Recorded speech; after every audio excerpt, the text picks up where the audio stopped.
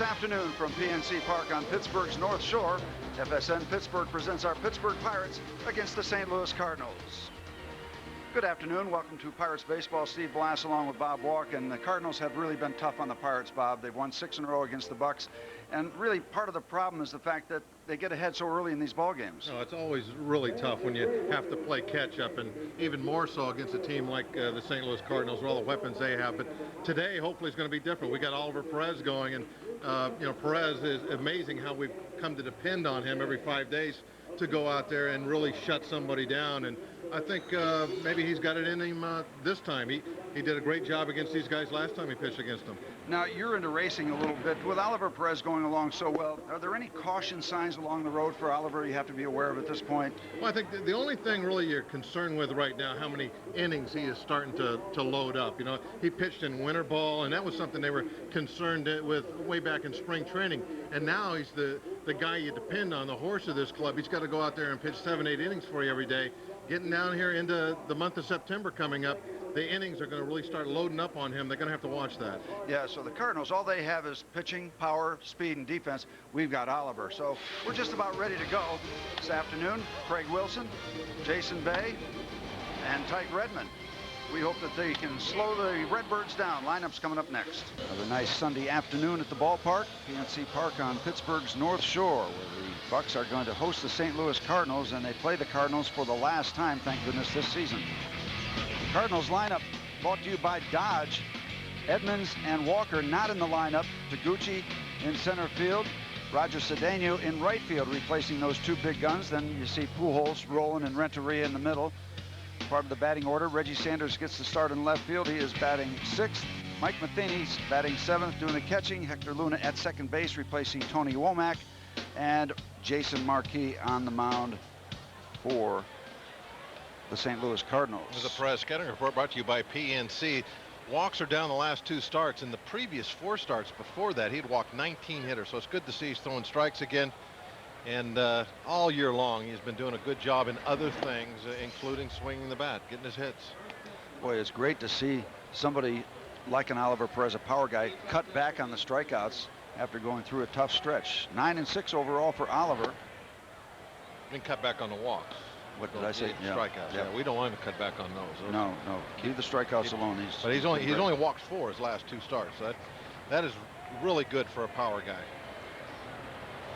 So Taguchi replacing Jim Edmonds. And Oliver misses with the first 3 deliveries.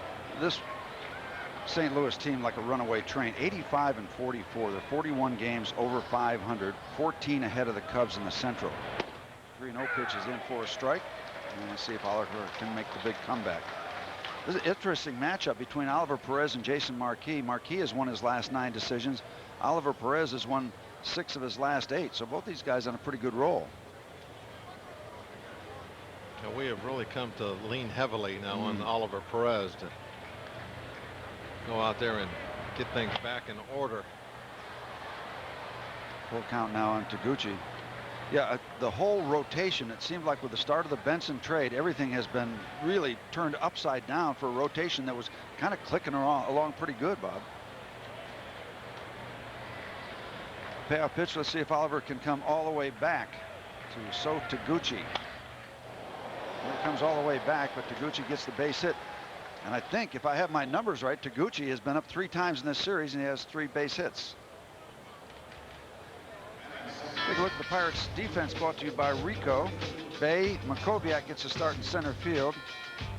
And it's Craig Wilson in right. Nunez, Abraham gets a start at second base. Jack Wilson, Wigginton, and Ward, the other infielders, and Jason Kendall behind the plate for Oliver, who is making his 3rd start against St. Louis this year, and he's pitched well in all 3. Cedeno, the switch hitter, takes a pitch downstairs. It's kind of traditional that on Sunday day games you rest guys and get some extra men out there to get some time. And then with Oliver Perez, the power left-hander on the mound, kind of made it easy for La Russa to make the decisions on who's going to sit down and who's going to get a little bit of a rest. Yep, the left-hand big guys, Walker and Edmonds, they're probably okay with that decision too against Oliver Perez. You know, Womack, he's got the day off. Taguchi not going anywhere, and that pitch misses upstairs. So Oliver trying to find his way along here in the first inning. Get a feel for that strike zone. As we said, 2 previous starts against the Cardinals, 14 innings, just 3 earned runs, but not a win to show for it. 0-1. His 1-2 lifetime against the Redbird. Running count. For the Cardinals also, you can give 1, 2 guys a day off, and they have so many weapons that a good chance that you won't notice it too much. Among other things, they run the bases extremely well. I mean, there's not a real weak area anywhere in their game. Foul back. Count evens up to Roger Cedeno, the veteran, who's hitting 100 points better from the other side of the plate. The switch hitter hitting 192 as a left-hand batter, 182 as a righty. The only thing the Cardinals don't have, and this is nitpicking, is the real dominant starting pitcher. That stud at the top. That really that star guy, the ace to rely on. They got 5 real good ones. Hop to right. Craig Wilson giving ground, still giving ground, still giving ground, and comes away with it. Loses a hat, but keeps the baseball, and that ball carried way out toward the National League scoreboard. Yeah, this might be a little indication of how the ball might be carrying this afternoon. Fly ball, and it's kind of surprised him. You can see he's just drifting and taking just little tiny steps, and ends up picking this right off the chicken wire.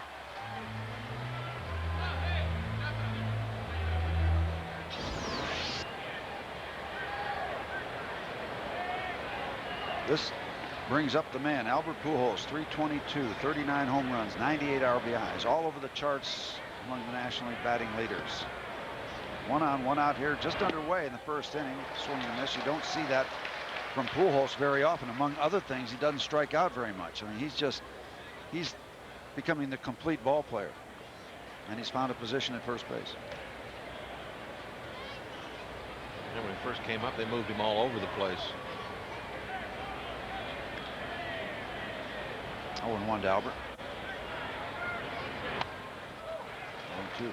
We talked about him being all over the charts as a hitter. Oliver Perez is all over the charts as a pitcher. He's first in strikeouts per 9 innings, 4th in overall ERA with a 2.80 ERA, 3rd in opponent's batting average. He's ranked among the leaders in day and night ERA, home ERA.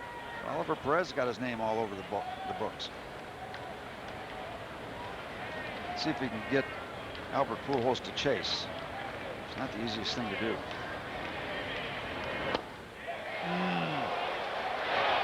Wow, I don't care about the appeal. I thought he had a call 3rd strike on the inside corner. The reason that Pujols didn't swing at this is he was locked up. It was too late. He started the bat, but no reason to keep it going. He wasn't going to hit the ball. Boy, that was a good-looking pitch. Kendall sat up in there, and that's where almost looked like a cut fastball that Oliver came with. Good drive. Should get the call. On we go. 1-2 now. Well, Perez can throw not only strikes, but throw the ball to both sides of the plate. That's going to be an awfully tough day on the hitters. But against Pujols, you want that call. You don't get a chance to lock him up and get a call 3rd strike on him very often. You don't want to give too many second chances to this guy. Still in there again, huh?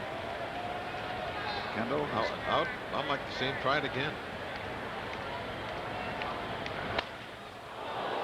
Well, they did go in there again, Steve, and they didn't go far enough. Albert was waiting on him. Yeah. Okay, so much for that plan. Yeah, you always wonder if that hitter's going to take a little peek on you. Watch Kendall. Kendall sets up. The ball is right in there, and he meets it out in front of the plate. Yeah. Well, like you made the point Friday night, on that kind of pitch, it's hard to hit that ball fair. Yeah. Because your bat is so far around trying to protect that inside part of the plate.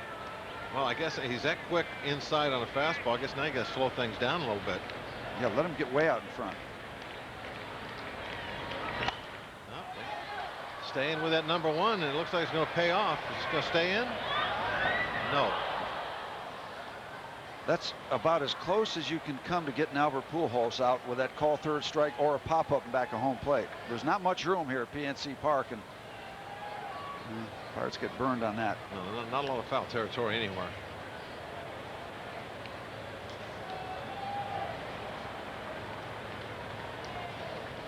Becoming a pretty good battle between Perez and Pujols. I don't think he's throwing anything but fastballs so far. I don't think so either.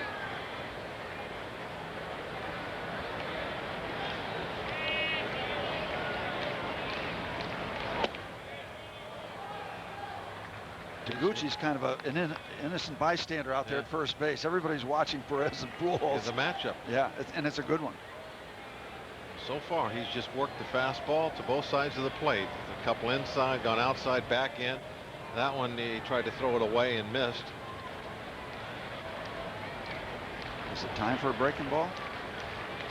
Don't ask me. I'd have thrown him 4 already. And Albert stays alive on another 95-mile-an-hour fastball.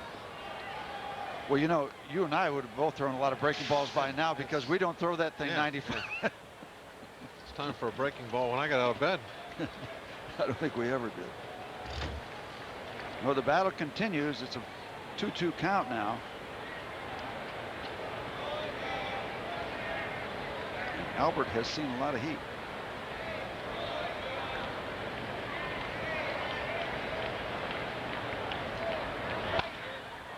Popped him up. Oliver wins the battle, I think. Jason Bay brings it in, and nice job. That's a feel-good out for Oliver Perez. He never did give in to him with a breaking pitch. He kept pounding fastball after fastball to him. Kendall wants it inside again. And Albert just gets under it. He was so close to being out earlier, but he was also so close to hitting the ball off the outback. He just missed that one a little bit on the bat. Yep. That's why us pitchers can eat our groceries on a regular basis. They miss those pitches every once in a while. Scott Rowland, who's done more damage against the Pirates this year than any other Cardinal, is up there, and he's on the charts everywhere. 321, 31 home runs, 111 RBIs. Scott Rowland, terrific year. 2 outs here in the first. Taguchi still on first base. They got him picked off. They get a good throw to second. Off the helmet, and Taguchi will cruise into third base.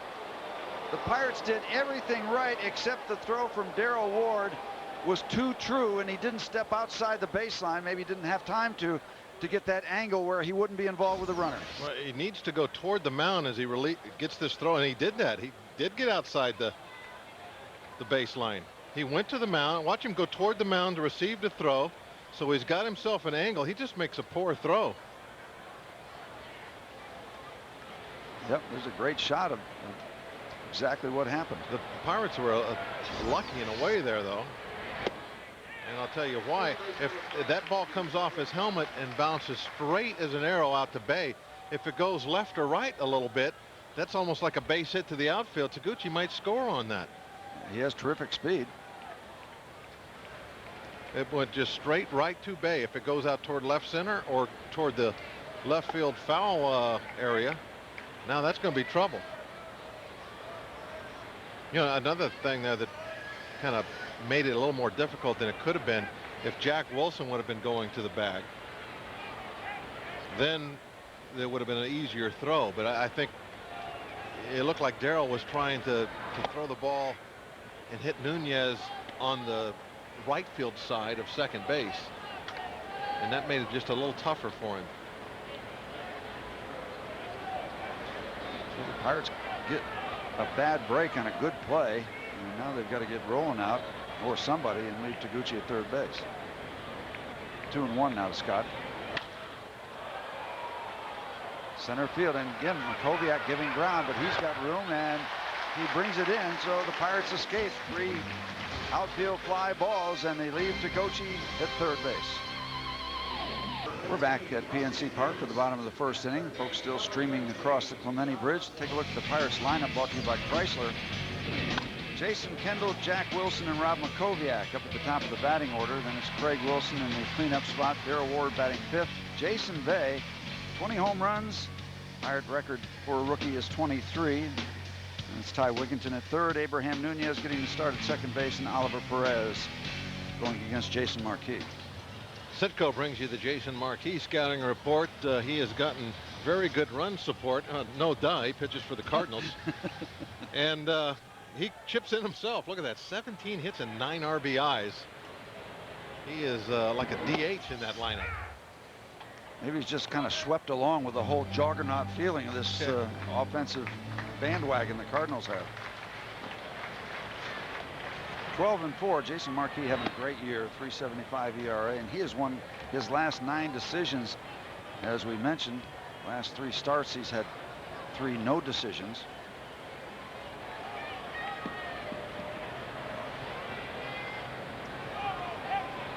Pirates have the record of 60 and 68. Shut that attempt down. There's something that's changed, Bob, over the last 15-20 years. This late call of time by batters. The umpires never used to let a batter shut it down that late. I read the rule book about that a couple of years ago, and they're not supposed to let him shut it down at any point. If the pitcher is ready to make his delivery, not even started, ready to make his delivery, they're not supposed to give that hitter time. And it says in the rule book for like anything, dirt in the eye, whatever, it doesn't matter. If the hitter is ready and the pitcher is ready, go. You have these personal little quirks. When they would try to shut it down late when I was out on the mound, I just take a walk out by second base. You guys are going to wait a while? All right, you want to play this nonsense? Yep.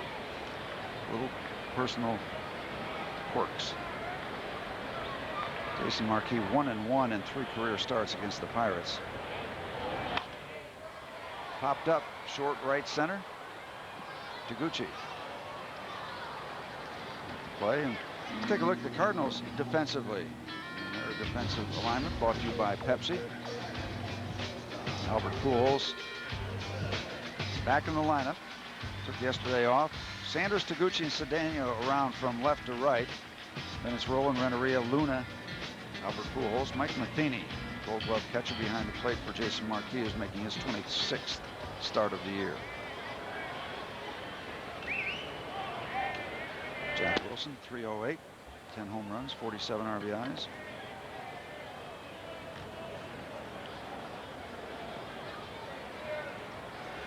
Another thing about Jason Marquis, he is not afraid to pitch inside. He has hit 9 batters. That could be an interesting combination this afternoon. The Pirates have been hit 79 times, the most of any team in the major leagues. Well, if he pitches in this afternoon, he's going to get Kendall and Craig Wilson at least once each. He's got 2 in the bag already. If you pitch inside on those guys, you're going to hit them because they're not going to move.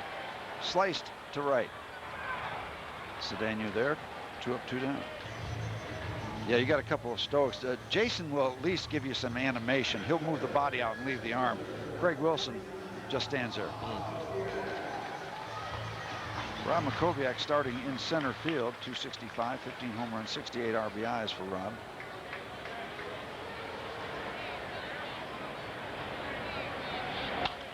It would be good to get on the other side of the St. Louis Cardinals. They have just ripped the Pirates apart. 6 in a row now after the Pirates won the first game last weekend in that 4-game set. We'll move on to Milwaukee and Houston. Road trip that will start tomorrow evening. Should be able to do some good work against the Brewers. They've lost 10 in a row, haven't they? Yep. You hope that you can, and you want to. Of course, as we know, there's no guarantees. No guarantees, but you should. You should. Win 3 of those games. A team that's really struggling right now.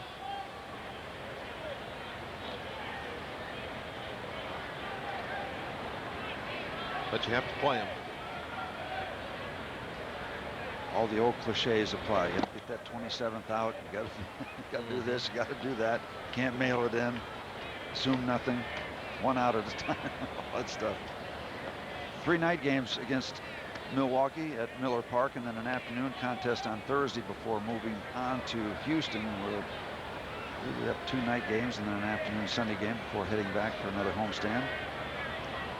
3-2 to Rob. That'll work. Base hit to right center field. And the Pirates get their first base hit.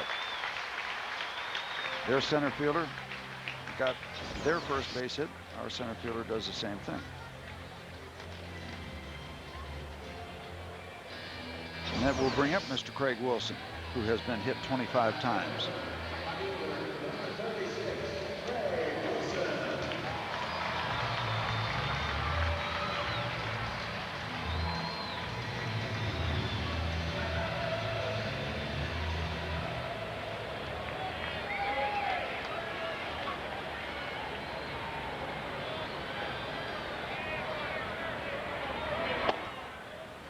See an example of what we were just talking about. That pitch down and in, not all that close, but absolutely no movement.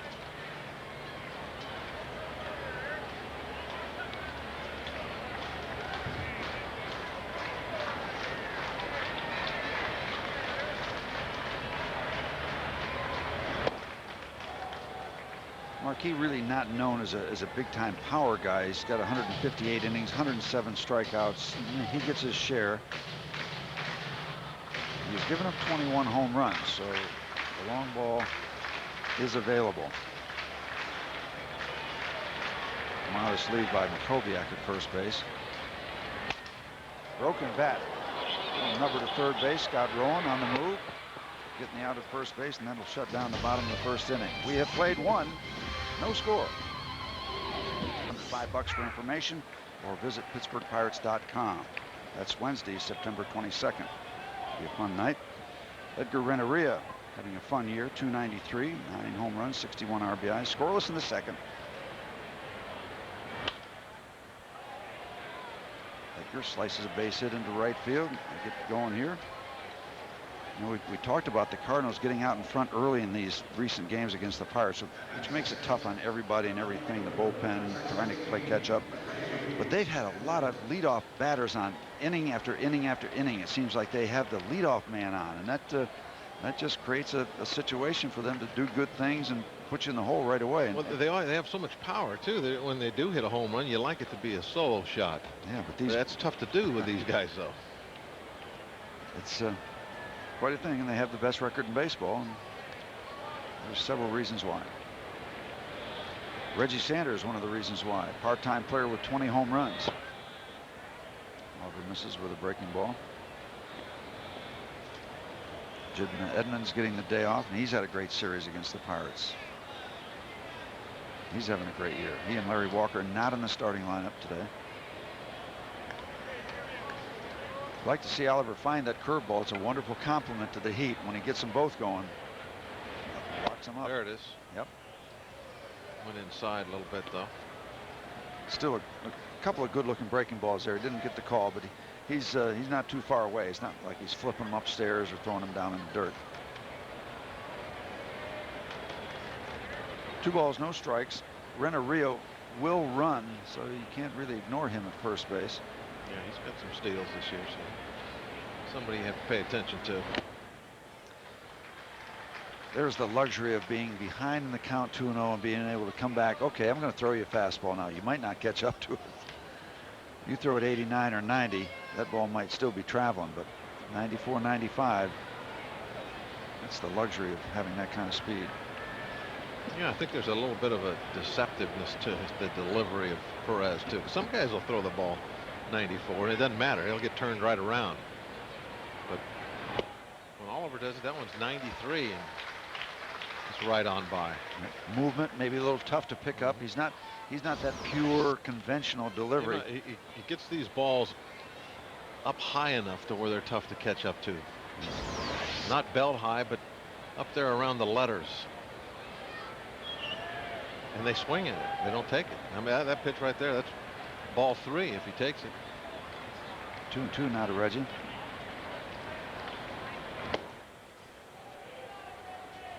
That would have been ball 4. A lot of situations, 3-2, you'll start the runner stay out of a double play, but Reggie likes to strike out and Perez likes to strike people out. Yeah. So it's only 50-50 here that Reggie's going to make contact at best. Yeah, you could run yourself right into a quick double play here. Yeah, if you're going to run right now, don't take it like a hit and run. You got to take it like a straight steal. Renteria trying to peek in at the signs.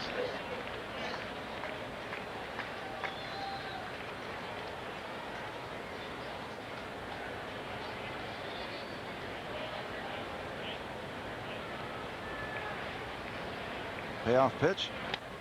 Fouled straight back, not going. You know, you look at a team like the Cardinals, and you're talking about the Sunday situation where you play some so-called bench players or secondary players. When you're going good and you're having a good year, you send those guys out there. They play once a week or once every 10 days, and you win that game. And that's when you have really some good things going. You rest your big boys. The other guys get it done. Now you've you've got everybody involved, and you keep on winning. You don't have to sacrifice and give the ball game away. Another payoff pitch. Momentarily.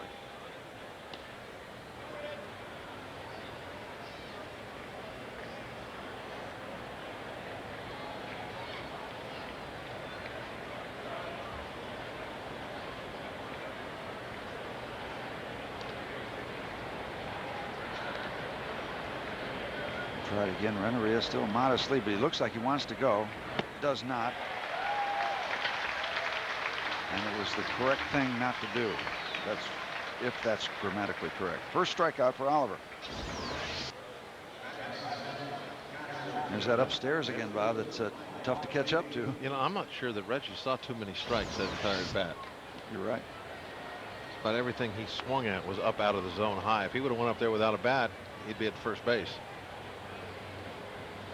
Mike Matheny, 245.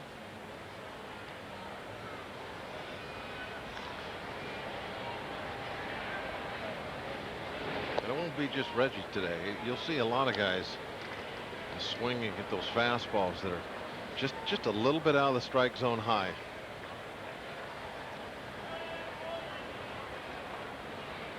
I used to like to say that the fastball has good finish on it. Once it gets halfway there, it just seems to have another little bit of a gear.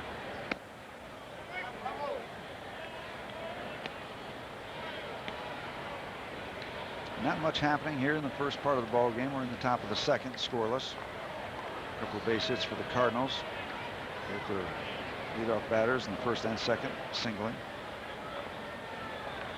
Pirates had a base hit in the bottom half of the first that didn't turn into anything.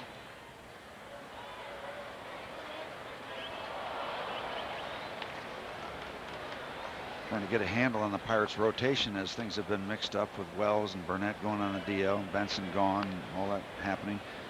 Scheduled to have Josh Fogg, Van Benscoten, and Ryan Vogelsong the first 3 days in Milwaukee, and then the very mysterious TBA to be announced. Well, I saw Kip Wells out playing some long toss out in left field earlier.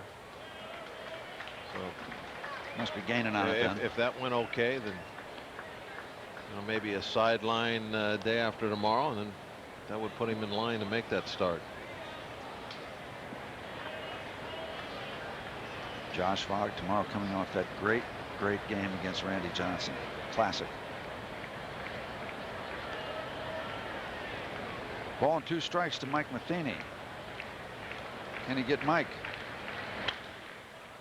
He was going up after that high fastball, made contact, but it should be routine. As Rob Makoviak comes over and spends a little time with Jason Bay. Bay makes the catch.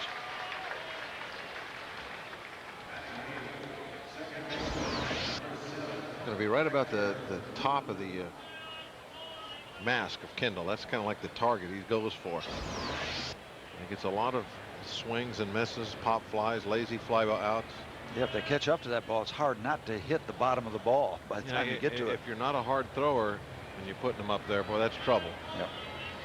Hector Luna instead of Tony Womack this afternoon.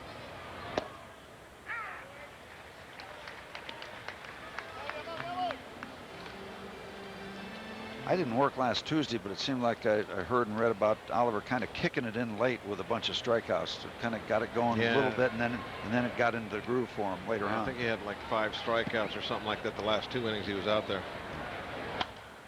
Wow, the way out in front of Hector Luna, 0-2. Really didn't have that power fastball of his going. You know, and even this afternoon, he's not really throwing anything exceptionally hard. You know, we're not seeing the 96, 97. Yeah, and those futile swings that look so late. But he does that an awful lot, though, I've noticed, where he'll get into a ball game, and sometimes it'll be the 3rd inning before he really starts popping the ball. Pop foul down the right field line.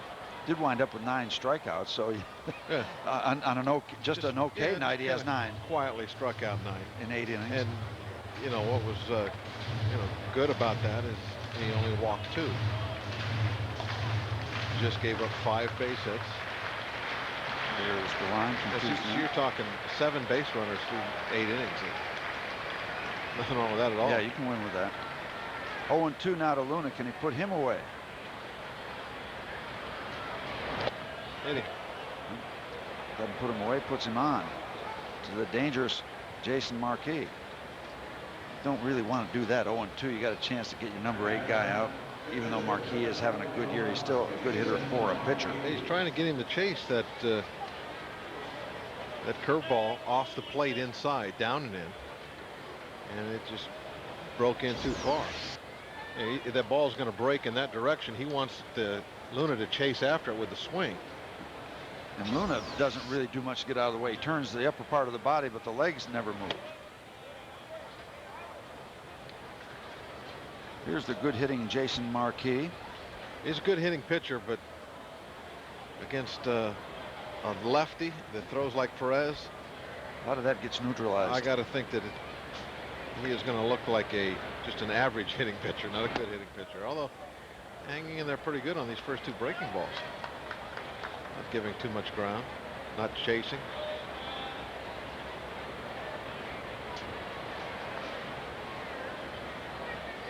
Ben Williams wants to talk with Oliver Perez and Nunez coming in case there's any interpreter work needed. But Oliver handles himself very well with his English. He's got no problem. We've done some spots together. Just looking to get in that groove early in this ball game. Kind of fishing, kind of trying to find himself out there. Get locked in.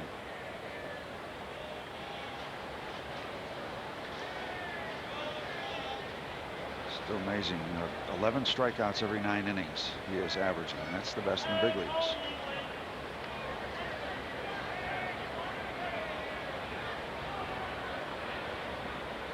Two 2-0 now to Jason Marquis with a couple of runners on, 2 out, just in the top of the 2nd inning, no score.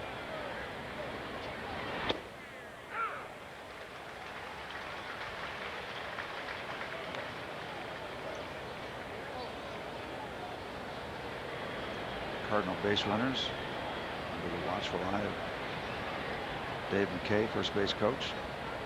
2-1 to Marquis. 2-2.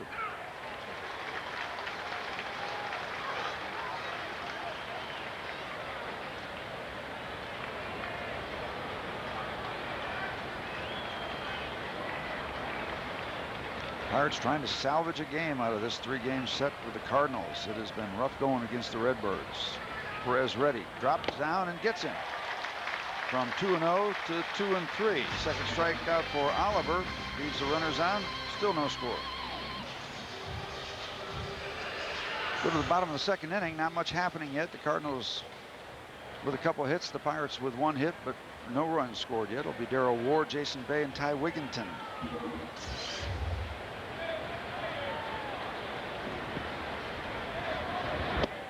He comes into the strike zone. First pitch at the bottom of the 2nd.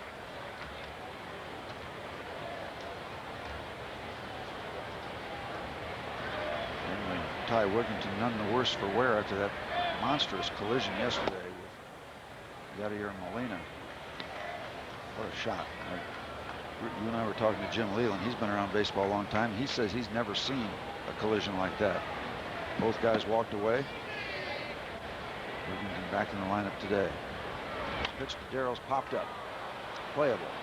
Pujols. Luna.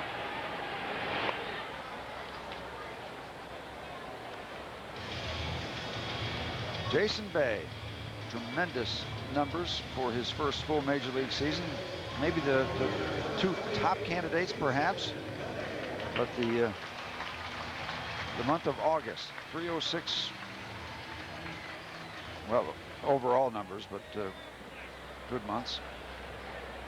Well, one of the reasons that Green has, I think, talked about so much, even though that his offense is not as good as Bay's, as everybody raves about what a great defensive shortstop he is.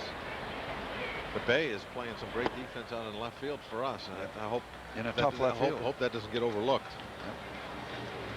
But I think his offensive numbers, especially considering that he doesn't have the at-bats that the other guys have had because he was hurt at the beginning of the year, I would think that would carry him through, just on that. I also have a tendency to think that whether it's right or wrong, offensive numbers in a lot of categories, and maybe even this rookie category, kind of carry the day. If they carry the Bay.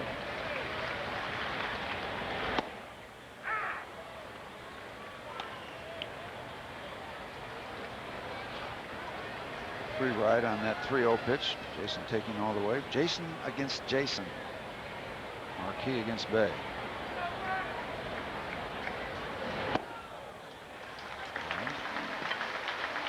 Jason wins that one. The free pass issued. I think Marquis on that delivery did something a little different. He was leaning back or something before he threw it. He just did not look comfortable going through the motion.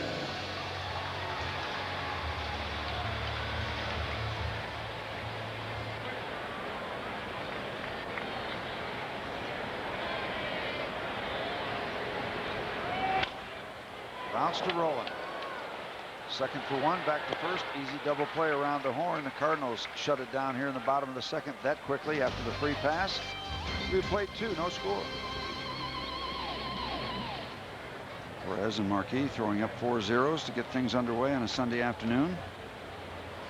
Back to the top of the batting order for St. Louis. Taguchi, who singled to lead off the ball game, then Cedeno and Pujols.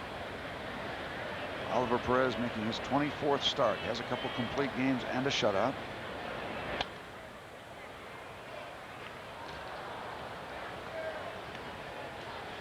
So Taguchi starting in center field. Jim Edmonds not in the lineup.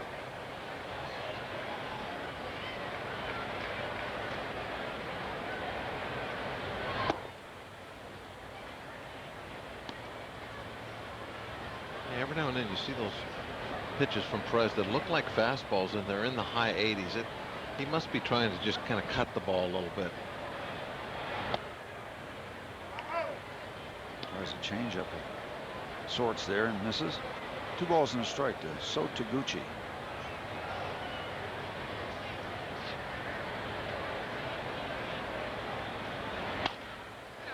Nice backhand stop by Wigginton. The long throw gets him. Nice play on the backhand side by Ty Wigginton. Oh, excellent, strong, accurate throw. We've seen a couple of things that we know now about Ty Wigginton. First of all, he's not afraid of collisions. No. Not afraid of confrontations. And he has a good, dependable, strong arm. And he has confidence. The way he picks that ball up, doesn't hurry, doesn't panic on it. Yeah, he just plants that right foot, fires it across there, belt high, right on the money.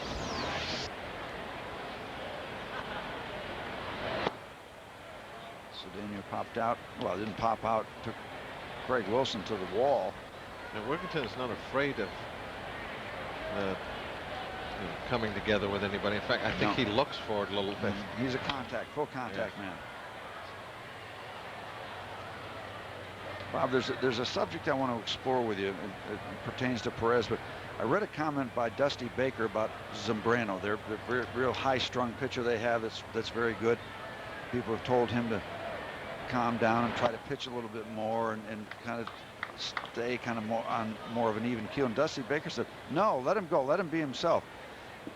Is Oliver Perez that he's not as excitable, but is he a guy that you want to just let him alone and not let him learn how to pitch on his own terms? Ball fouled away. Is there a thin line there between that sort of thing for a young pitcher that's got great stuff? Yeah, I agree with that. I think an awful lot is talked about in an unnecessary way about guys showing emotion on the mound and stuff. There's nothing wrong with that. You don't have to be a stone-faced statue out there and I don't think that being a stone-faced statue out there is a bad thing for some guys either. I think you have to treat everybody as an individual, and some guys maybe get too carried away and they would be better pitchers if they would control themselves emotionally a little bit more on the mound. But it's tough to find out who those guys are and who's not So I think really you have to let people be themselves, and then if they're not having success, Down the road, then you try, let's try something here. What about one day you go out there and I don't want you to even crack a smile, or, don't do anything.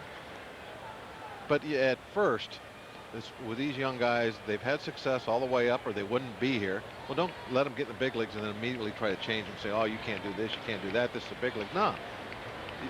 Go out and be yourself.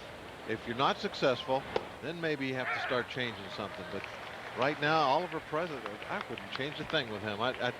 If I'm on the other side, if I'm in their dugout and he's, skipping around after a strikeout and doing this or that kind of bugs me a little. Yeah. But he's on our team, so I'm entertained by it. Yeah.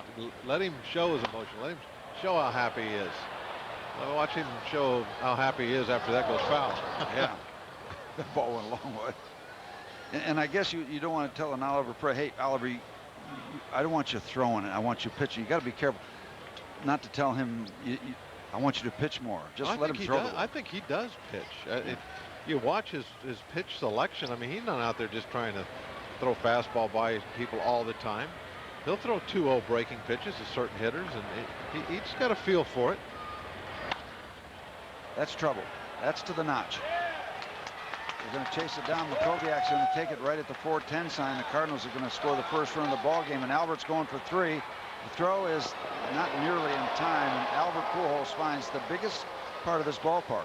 Well, as soon as it was hit, I'm thinking if there's any problem picking this ball up out there, it's going to be 3.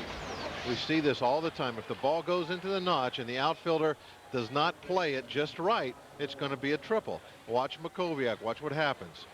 Pick it up, no. Pick it up, no. Pick it up, now. That's the triple. That's what Pujols was looking at as he's running from first to second. He's looking straight out there. He sees him going back, trying to pick it up 2 or 3 times, and he's like, okay, now I'm going to go for 3. With 1 out, that's a huge play. Infield's got to come in. Against Scott Rowland, which is like hazard pay.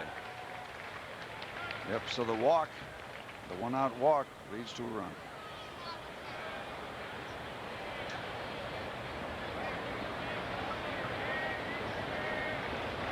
And here's the RBI machine up there. Scott Rowland with 111.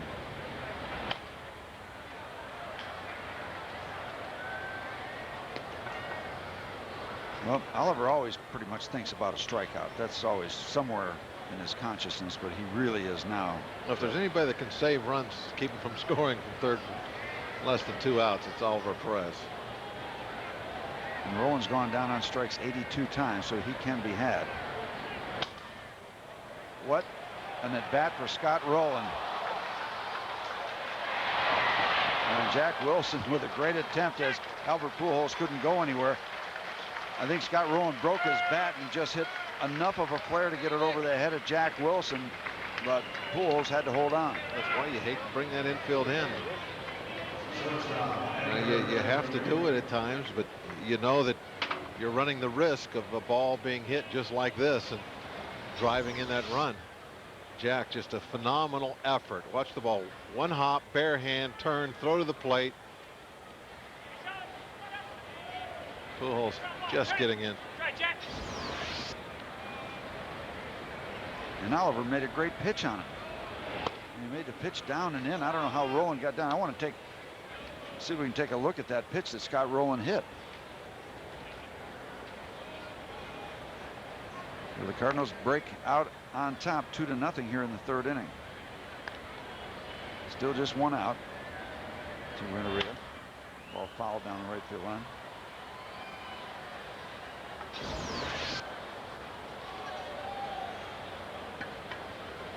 It hit right on the pine tar. That was below the label. Hey, Rowland, he's just trying not to strike out there. He's just trying to get a piece of something. So he was real late with his swing because he was being defensive. He didn't want to swing and miss an off-speed pitch. Got jammed real bad. Was able to just bloop it in. The pitch before that to Renteria was 96. So Oliver's starting to pick up the pace now, velocity-wise. Yeah, might be a little adrenaline involved too. Scored a couple runs. Okay. And maybe reach back and get a little bit more. Renteria singled his first time up.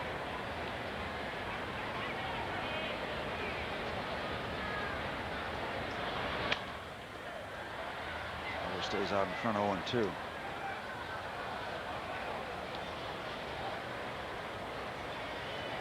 Talking to Tony La Russa before the ball game early this morning, he made the point that you made about Albert Pujols, with Pujols having that play in front. These guys run the bases well. I mean, they're fundamentally sound in so many areas, and that's an area that doesn't get much attention. But it's very important when you play 8,000 games and play 8,000 innings. Another pop foul. Not only not making base running mistakes, but doing the plus things as base runners. Everybody sees the base running mistakes, but sometimes the subtleties of real good base runners go unnoticed.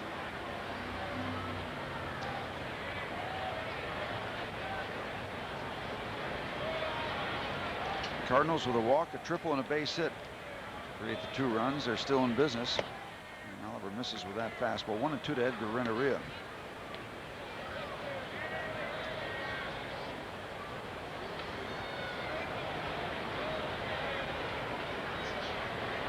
Not smooth sailing to this point for Oliver. I mean, he's not giving the ball game away, but he's laboring out there. 1-2 pitch, drops down, comes too far inside. Now he's 2-2. Just the second time he's dropped down. He likes to do that on occasion. He did it to Marquis to strike him out. Well, even Oliver Perez, he needs to be at his best to get through this lineup. Yep.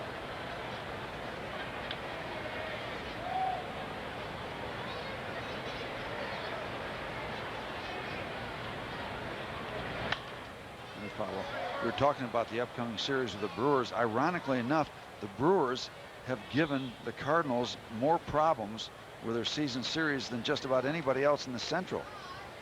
The Brewers have kind of tortured the Cardinals. Well, I shouldn't say tortured. Brewers are 5-4 against them. That's as much as anybody's tortured the Cardinals. Yeah. But they've got a lot of games to play coming up. So see where they end up, huh? Well, Oliver finally gets him. It took a while, but he strikes Edgar Renteria out for the second out here in the top of the third. This might be the first bad swing in a breaking ball we've seen. This is that big sweeper down and in, and Renteria chases after it. And some of these guys have to start the swing so early for the fastball that they'll swing at bad-looking breaking balls just because they've gotten the bat started so quickly. Reggie Sanders was the first strikeout victim. Back in the second. Oliver now with 3.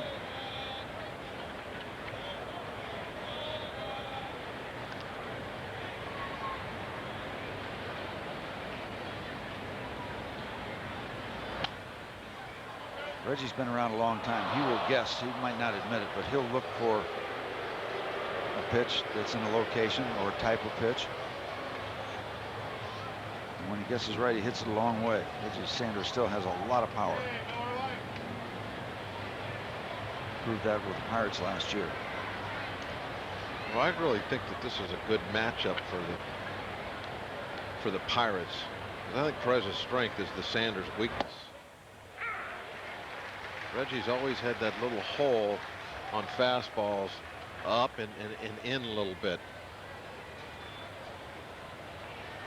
Well, if you could put that good fastball in that up and in spot,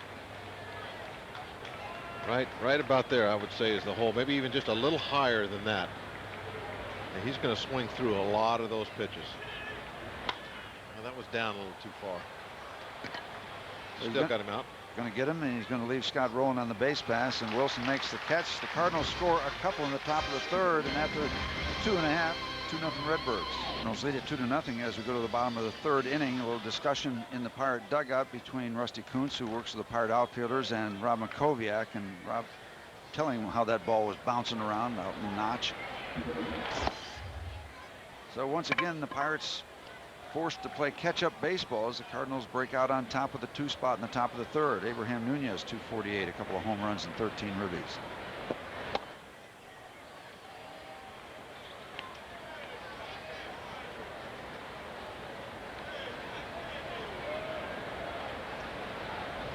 been a steady diet of early Cardinal leads. Hopefully 2 runs won't be that significant of a lead. They've been falling behind by a little bit more than just the 2 runs. You don't really get that panicky feeling when it's just a deuce up there. You get it to 4 or 5 runs. Yeah, deuce is manageable. You're coming into a ball game thinking, well, no matter how good the other guy throws, we're going to score 2 or 3. But when you start falling behind by 4 or 5 runs, then it's like, uh-oh, this is getting away from us. And not only do you have to catch up now you have to keep them from scoring the rest of the game. Chop fouled on the first baseline. That's why I got optimistic yesterday, because the Pirate bullpen did such a great job after Figueroa left, and they threw up a bunch of zeros. I guess Brooks threw well again. Yeah, 3 scoreless innings, walked a couple and struck out 3, and he held the fort really, because he came in after Figueroa left, and he held him. 5 straight zeros, and the Pirates were within 1 run, and then the Cardinals added on in the 9th inning. But the bullpen did a great job keeping it within range. You know, within 1 run is within range and then some.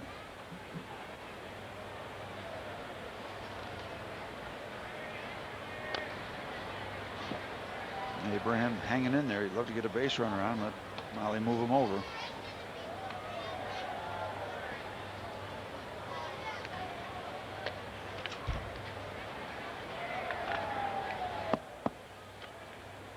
Marquis' control numbers are quite good. He's walked a batter, he walked Jason Bay, but overall he's done a good job in the control department.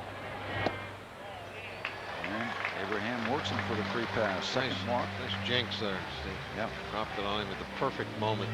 Yep. Reverse deal. By the way, I am quite impressed with your telestrator work. I am just an absolute joke with that thing. I see you hitting dots that don't show anything, and then all of a sudden it shows up correctly. I draw little stick houses. Oliver's done a good job bunting runners over.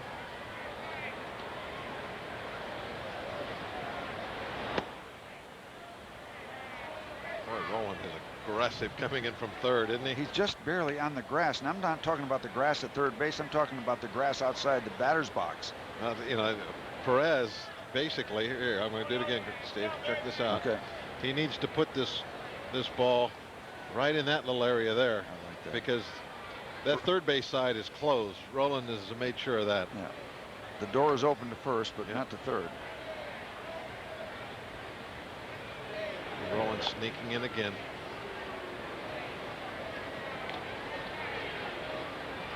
There's another favorite of mine, the little bouncing. He missed it. The little bouncing ball, Steve, like that. Just got to bounce that ball right out that side there. You got me looking now at the telestrator, and they pick it up at the last minute because Mike Matheny can't gamble that's going to go foul. If he gambles, then and loses it, nobody out first and second, and there's no reason to gamble. You're the guy that's got the 2-run lead, so just get outs, pick it up, take the out. Another advantage of playing with a lead, you can be just conservative on defense and just worry about just getting outs, not having to save runs, not having to make the exceptional play, not taking chances on balls rolling foul, just get outs. Yep. Well, it's the big leagues. When a team gives you an out, 99% of the time you take it and run, no matter what's happening around that out. Well, outs are precious. You know, you mentioned Leland sitting next door, and that was one of the things that he used to always preach to us when we were pitching on those sacrifice bunts. Don't get fancy and try to, go for the lead runner. He said, Judd, they're giving us an out, take it. Maybe, there's a base hope when we could pitch around the next guy maybe, but just always get an out somewhere. Every time there's one available, take it. Keep it simple.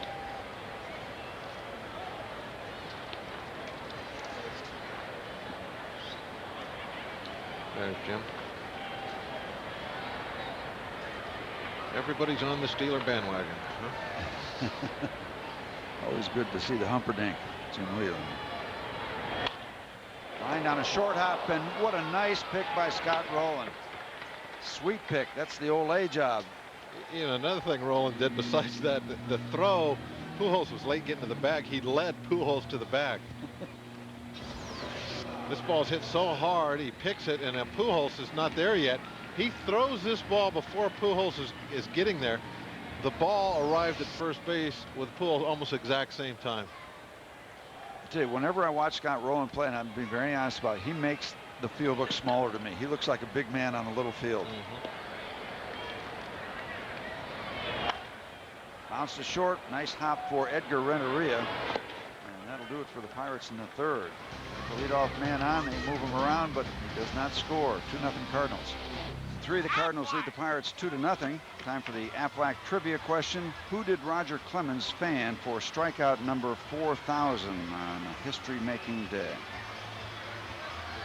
Roger Clemens with a Yankee hat on.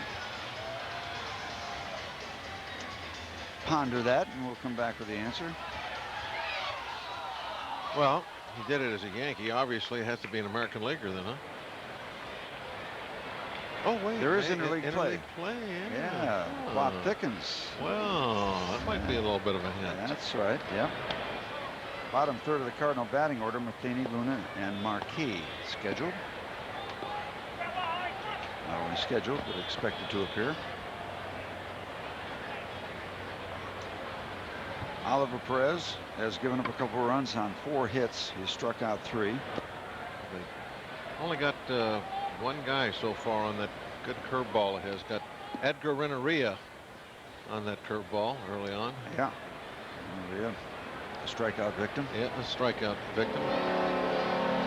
He doesn't strike out all that much, but you never know when that strikeout's going to pop up. Yep.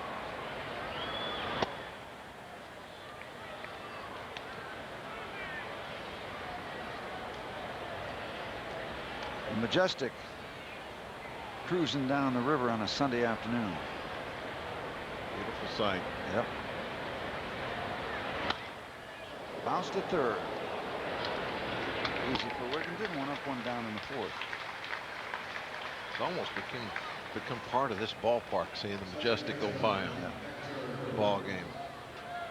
I get a chance to ride, not the Majestic, but always get on one of the Gateway Clipper Fleet boats when we have company. Everybody wants to take a ride on the rivers, and it's a good way to show off the city. Oh yeah, it looks great. I always spend some money. I like the good ship lollipop. Yeah, well, that's what I wound up with, because there's always kids involved. Ball pop foul by Luna. He was hit by a Perez pitch his first time out. Yeah, the good ship lollipop. I don't spring for the Majestic. I go with the good ship lollipop. Well, I'm the same way. And we had so much company about 3 years ago. I got to know Lolly the Clown about as good as anybody in the family. They do a great job. They do a great job. But it is a great way to people from out of town. They look around the city. Yep. The view. Start over by Station Square, come around the point, go up the Allegheny, and back down by West End Circle. Yeah, you get the whole look. And then, of course, after that, got to go on the incline. Got to go on the incline. There are certain places that are just a must. Yeah. All my grandkids know that I'm terrified of the incline, so that's a mandatory thing we have to do. 0-2 on Hector Luna. He was 0-2 before and got clipped by a pitch. This time he fouls another delivery off. Oliver got him with that curveball. The incline, yep. Looks pretty tame until you get in that car and you're going straight down. You start thinking about cable strength.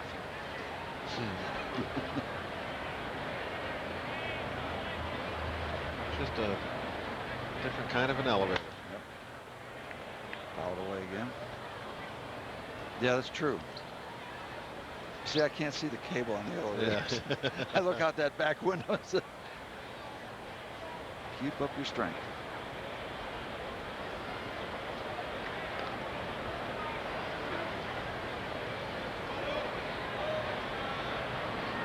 Hector Luna will not go away as Oliver continues to work on this 0-2 count with 1 down here in the 4th. Cardinals lead it 2-0 and scored 2 in the top of the 3rd. Yes, sir. The breaking ball, would that be the backdoor variety? It looked like it. Number 4 for Oliver. Luna didn't agree with this. Luna thought that this stayed out on the porch and didn't really make it in the door. But kind of interesting, I thought, too, that Kendall moved to the inside corner, and it was the outside curveball. Nice trick if that's the way they had it planned. Marquis was strikeout victim number 2 in the second inning. That shut down the second inning. Oliver fell behind him 2-0. Hey, start him off with 2 off-speed breaking balls. And got a visit from spin. And then there was 3 fastball later as the at-bat was over. 3 fastballs later.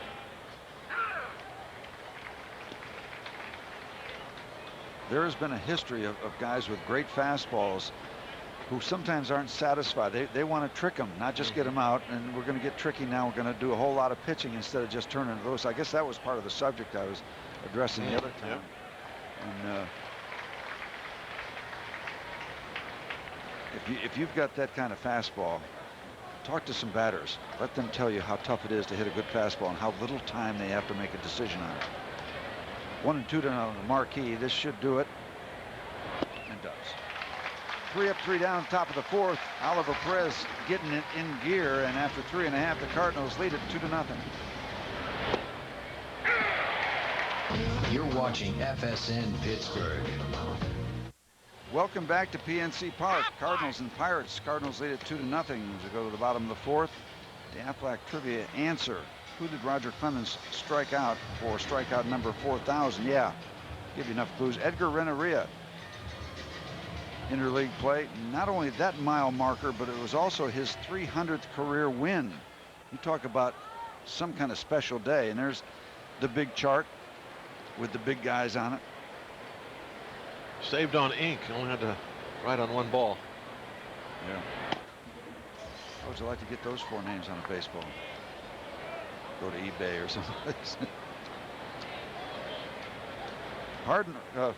Cardinals lead at 2-0. Pirates need to get something going. Rob Makoviak had a base hit his first time up. This time it's a pop to left field. Reggie Sanders has it measured. The only hit we have gotten this afternoon. Yes. That is a pretty select club right there. Yep. 2 righties, 2 lefties. Yep. Randy Johnson closing in on lefty. 2 good lefties. Well, Steve Carlton in 1972. The Phillies won 59 games. He won 27 of them. That's obscene. Yeah, that's kind of how Randy Johnson feels right now. Yeah, exactly. Only he can't win them because they don't score any runs for him. He realistically could have 18, 19 wins right now. Randy Johnson, he's pitching that well. They scored 1 for him here at PNC Park when Josh Fogg beat him 2-1.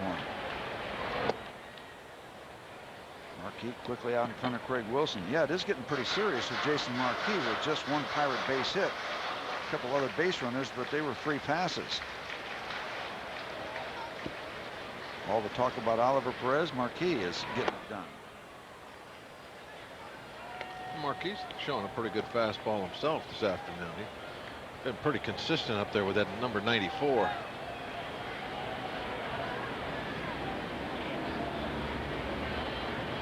This is a real breakthrough year for Jason Marquis. Former Atlanta Brave, all fouled away. Turned out to be a real fine trade for both those clubs. J.D. Drew has done a great job in Atlanta, and Marquis has fleshed out this rotation of the Cardinals quite well. Yep. His previous high in wins for a year was 8. Got him. I knew that was going to happen. Number 26 for Craig Wilson. Number 80. Talk about mile markers. 80th Pirate hit by a pitch. And that's the 10th that Marquis has hit. And he's walking around the mound, Bob, like, hey, you know, I know how to hit people, but I wouldn't try to hit you there. If I want to hit you, I can get you. But that's a curveball that just came out of his hand way too early and didn't do anything. And to the wrong person. There are guys that'll get out of the way of that pitch. We've got this wrapped up. I don't think Cincinnati's going to catch us. See, the other night we had a magic number going.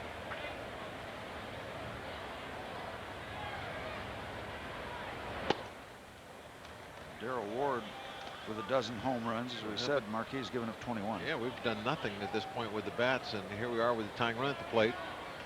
And the guy that can one swing go in the water.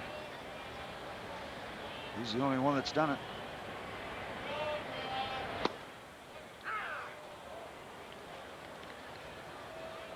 Tim Timmons is calling that low pitch a strike quite frequently this afternoon. Yep. Tim Timmons working the plate. Kevin Kelly, Hunter Wendelstedt, and Mike Winters running the bases. Ball and a strike to Darrow.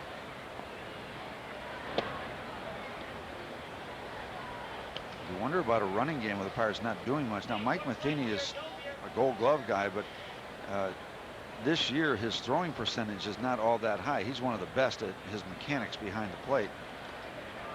You wonder with a 2-1 count if the Pirates might push a little bit. Nothing happening there, and the ball popped to center field. Deguchi there. Out number 2 in the bottom of the 4th. They might try to sneak one now. Craig Wilson, not a big base deal. They might pull one of those surprise moves. It's a calculated risk because Jason Bay does swing and miss a lot. With 2 outs, it would be just a case of Craig Wilson trying to get himself in a scoring position.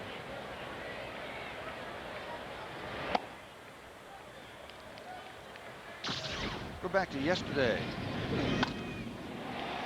Jason Bay knew that he got that one. They measured it at 444 feet. I was out there kind of like that one he hit in Arizona. Yeah, 452. It's a nice neighborhood to be in.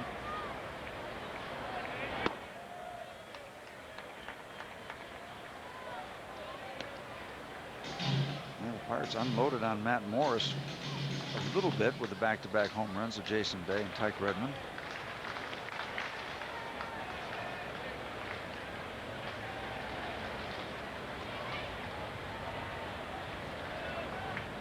No to Jason. 3-0 to Jason. I was listening to the game yesterday when they went back to back. I had the radio on. I was sitting under my awning out at the track, a little resting in between sessions, listening to you and Greg. Yep. Well, the Pirates were working uphill and got within 1 and never changed. Taking all the way, 3-1. So you had a fun day, a little racing, a little time under the canopy to take in some Pirate baseball. Looking like a day off every now and then. Batteries recharge, especially this time of year. 3-1 to Jason. 4-1 to Jason, and the Pirates stirring things up without the benefit of a base hit, but they've got a couple runners on base, and Ty Wigginton comes up. Ty hit into a double play his first time up.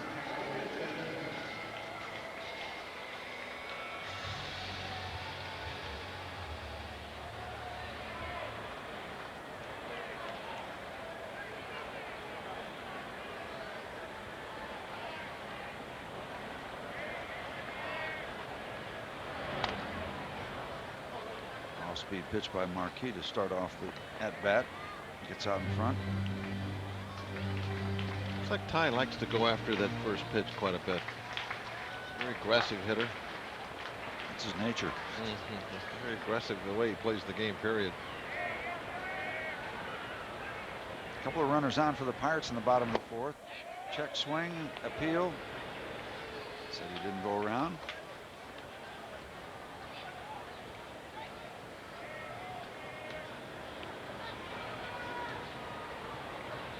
Pretty conventional defensive alignment in the Cardinal outfield. Deguchi pretty much straight away. Same with Reggie Sanders and Roger Cedeno. That's him on the slider, and Marquis out in front, 1 and 2. Craig Wilson on second. Jason Bay on first. Pirates trying to get on the scoreboard.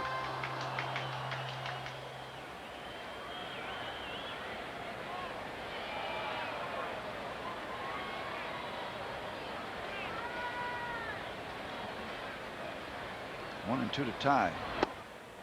Lays off the slider there, 2 and 2. He really changes his approach, though, when he gets 2 strikes.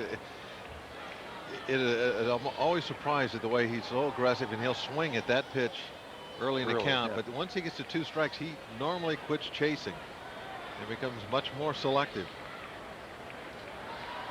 You certainly want him to be with 2 strikes. They sure could use a gap shot here, put everybody in motion. They would be running on contact, and now they'd be running anyway. So maybe one of those turning points in the ball game. If Matheny wants to talk with Marquis, you'd like to say that it could go either direction. The Cardinals could get a big out, or the Pirates could really get something going here in the bottom of the 4th inning. Still a lot of time, but I'd like to see something up on the scoreboard. You know, there's always important moments in the ball game. You know, you watch the game, you know when they are, and this is one of them. Pirates not really had much of an opportunity to do anything. Now they do. Got a 3-2 pitch. Runners will be off. Chance to do some damage. Got him. And Marquis and the Cardinals win that one, and they put up a big 0 in the bottom of the 4th. They still lead it 2-zip. So as we go to the 5th inning, take a look at the play. You want another look at the collision? Larry Walker to Yadier Molina, and just smash mouth. From another angle, pow, wow, pow, wow. That is as dramatic a collision as you're ever going to see. You watch that, and there's nothing really that Wigington could have done differently. I mean, Molina was set up right in the middle of the road. Our Geico direct moment. A quote from Yadier Molina: "I was surprised. I was watching the ball, and he got me. That's part of the game, and he's trying to score, and he did what he could." Quote from Yadier Molina, basically saying it was a clean hit. Boy, you tip your cap to Molina. You won't see another one more dramatic than that one. Top of the batting order for the Cardinals now as we go to the 5th inning. Still 2-0 Redbirds. Marquis getting it done on 1 hit. The Rob Makoviak single, and that's all the Pirates have had. Perez working against Taguchi. He's got him 0-2. Pop foul and out of play. Now look where Molina is. I mean, he is right straddling the foul line. And that's the shoulder into the catcher's mask. And he held on to the ball.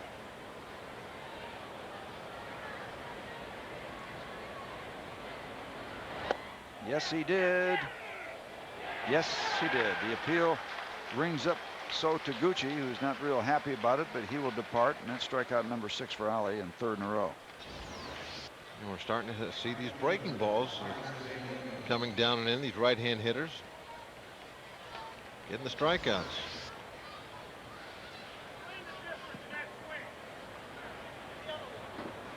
That's, by the way, strikeout number 190. Another mile marker for Oliver.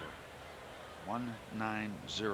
You know, that a couple of at-bats to maybe look at in this game. The Ty Wigington strikeout we just saw, and then the base on balls to Cedeno. Very big play. Well, you got Pujols and Roland coming up, and walking Cedeno in front of those 2 guys is a big no-no. And a bat we can circle. There's your breaking ball again.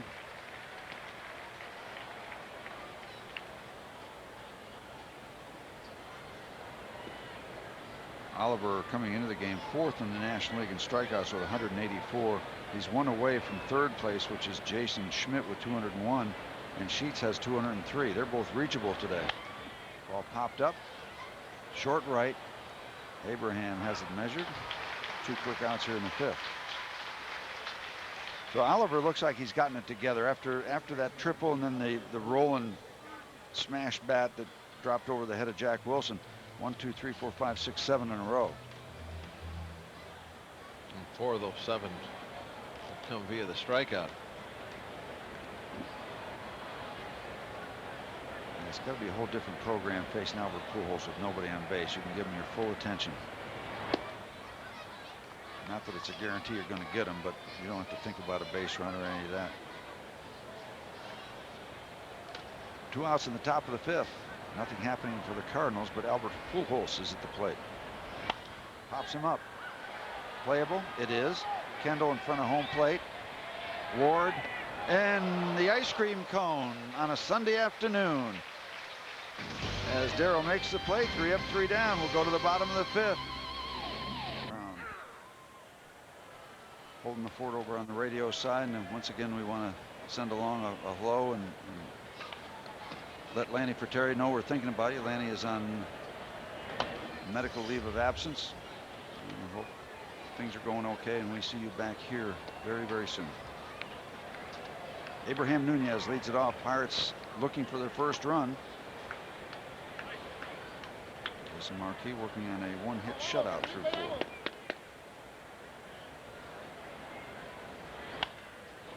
Grounded to Albert. He'll take it himself. 1 down here in the bottom of the 5th inning.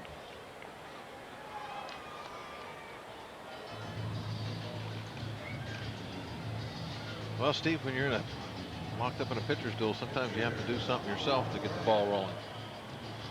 There's Oliver with a chance to do just that.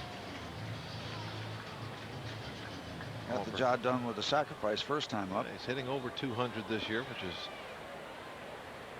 always something that I look at. It's like I think like a regular player hitting 300. Yep, that's a high water mark for a pitcher. And double figures in hits, which Oliver has gotten to with 10. You get that batting average up over the 200 mark, you're helping yourself out. Look those position players in the eye too.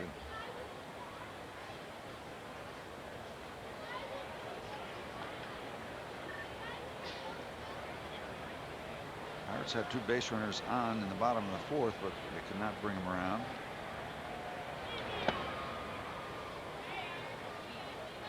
Two balls and a strike to Oliver Perez. Jason Marquis, as we said, the former Atlanta Brave. Born in Staten Island, New York. 6'1", 210. 4th major league season. He's evened up the count with Oliver.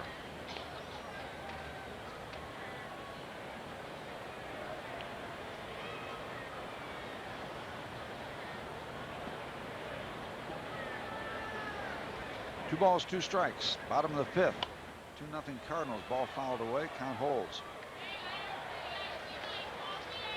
I think Oliver, one of the reasons he hits so well is he enjoys it so much. He probably looks forward to his starts because he gets to go to the plate as much as going out on the mound. Yeah, he likes to play the game. Yeah, he likes the action.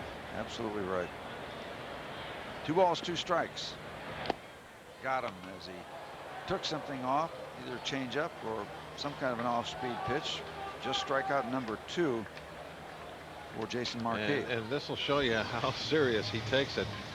Watch the bat.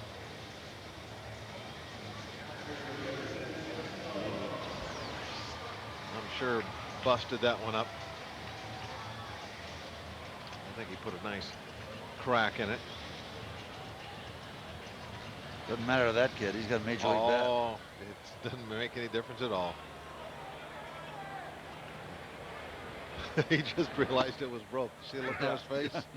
Damaged goods. Didn't matter. It's like, it doesn't matter. Look. He looks like the kid in the old Western movie Shane. Yeah. Brandon DeWild. Now, how do you know that?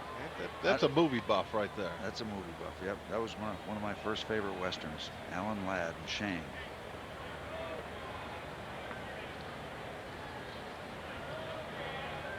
Jason Marquis rolling right along. 2 outs, bottom of the 5th. Jason Kendall 0 for 2 on the day.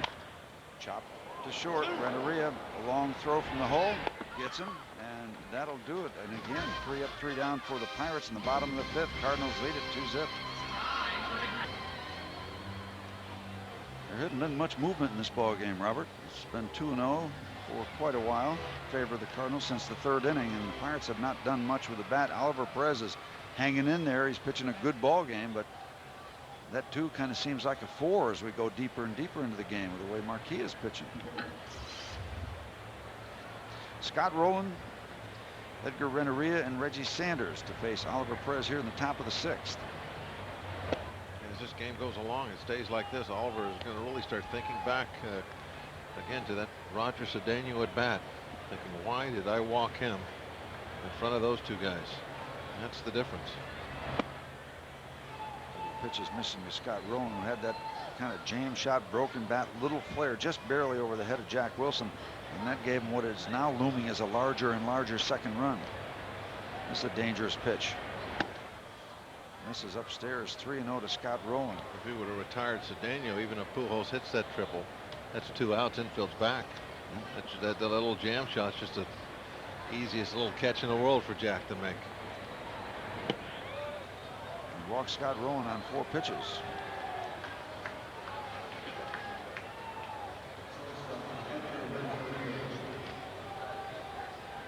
Just the second walk. First one was the one Bob was referring to that cost Oliver.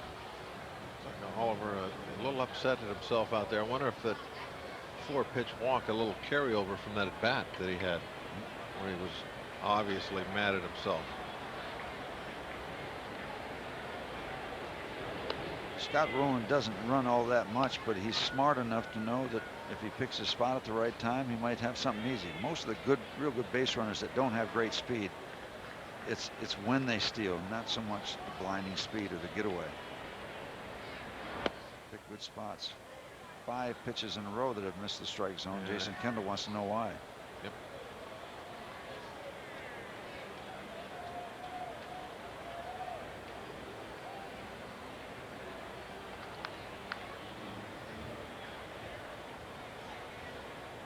Renneria may go into that take a strike mode right now.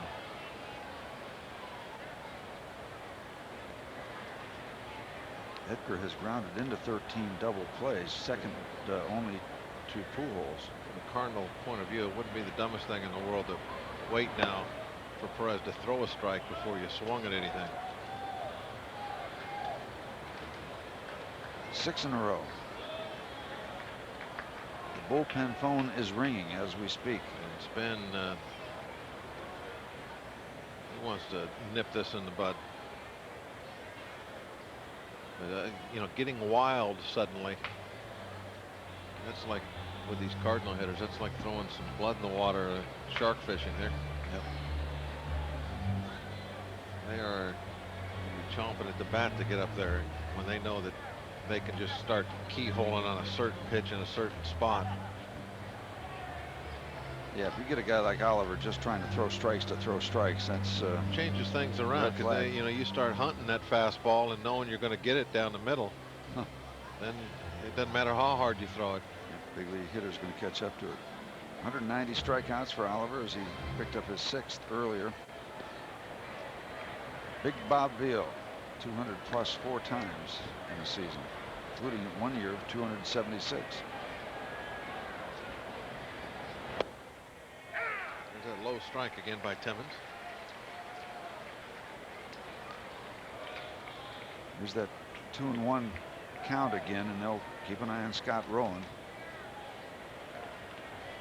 Modest lead, but a modest lead for him when he spreads those legs out is a pretty decent lead. He's so big. Scott Rowland's a big man. 2 balls and a strike. Check on him again. I'd be surprised if they hit and run here, even with the 2-1 count, with Perez starting to show a little bit of wildness.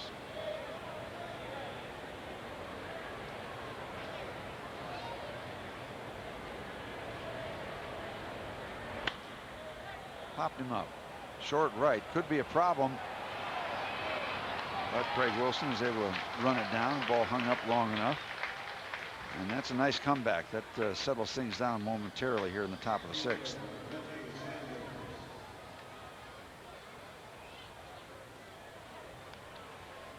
Yeah, the last thing you want to do is help a pitcher out who's struggling. Yeah, you know, we've both been out there. By forcing your hitter to swing at a pitch no matter where it is. Yep. Now, it didn't work out for him. The Pirates ended up getting a hit, but you got a guy that's all of a sudden he's having a hard time throwing the ball over the plate, to then tell your hitter, okay, you've got to swing. Yeah, and what if he misses the ball and the guy is out at second base? You've run into an out, and this guy's out there scuffling. And he might have been missing a ball that was like up and away. It could have been ball 3. It's a gamble. 1 on, 1 out here in the 6th. They're going to still keep an eye on Scott Rowland. It doesn't have much of a lead at all. It's certain types of pitchers too that, you know, if let's say Josh Fogg was out there, a guy that's going to be throwing the ball around the plate, you're pretty confident that your hitter is going to be able to at least make contact somehow.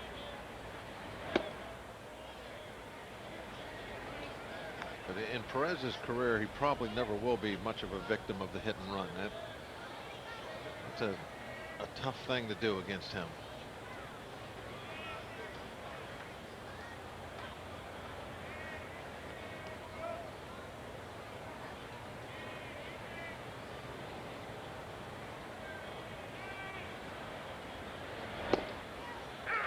Good hook to get out in front of Reggie, 1-2. Sanders 0 for 2, struck out and flied out to right field. Just 5 hits in the ball game. We're playing in the 6th inning. Cardinals have 4 of them along with their 2 runs. The Pirates have 1 hit, no runs. Last game of the homestand, last game between the Cardinals and Pirates this year. Did he go around? Are they going to appeal? They do appeal, and they said he did not go around.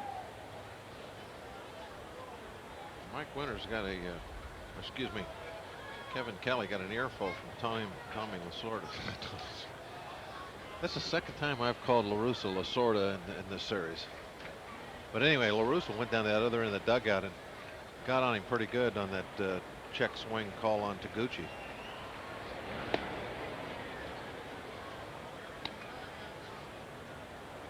Kelly, the first base umpire that would be called upon to make that appeal ruling. There's Lasorda. Yep.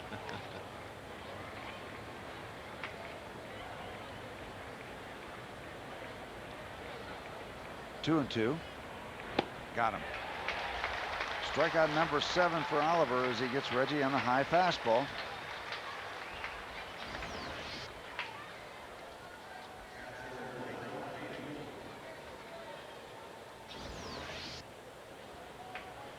You know, it just looks like that high fastball has just enough movement out away too to jump not only upstairs but still want to move away from that swing of Reggie Sanders. That little tail on it. Yep.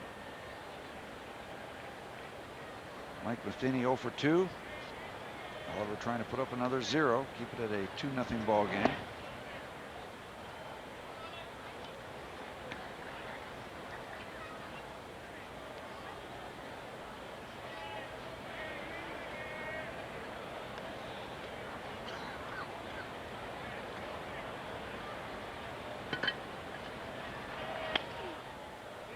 Pop to left, short left. Jason Bay with a long run, turning on the steam and cannot come up with it.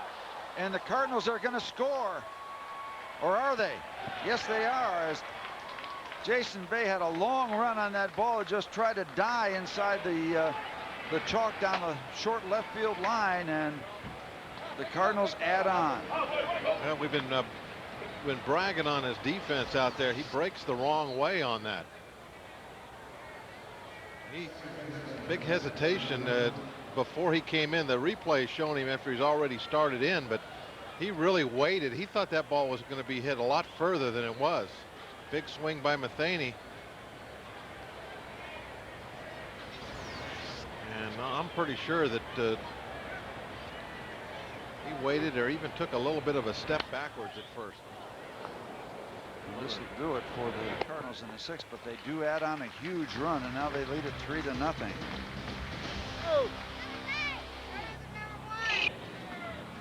Welcome back to PNC Park. The Cardinals have added on a run. It's a 3rd run, and with the way Marquis is throwing, it's a very, very big run. Pirates batting here in the bottom of the 6th inning. It'll be Jack Wilson, Rob Makoviak, and Craig Wilson.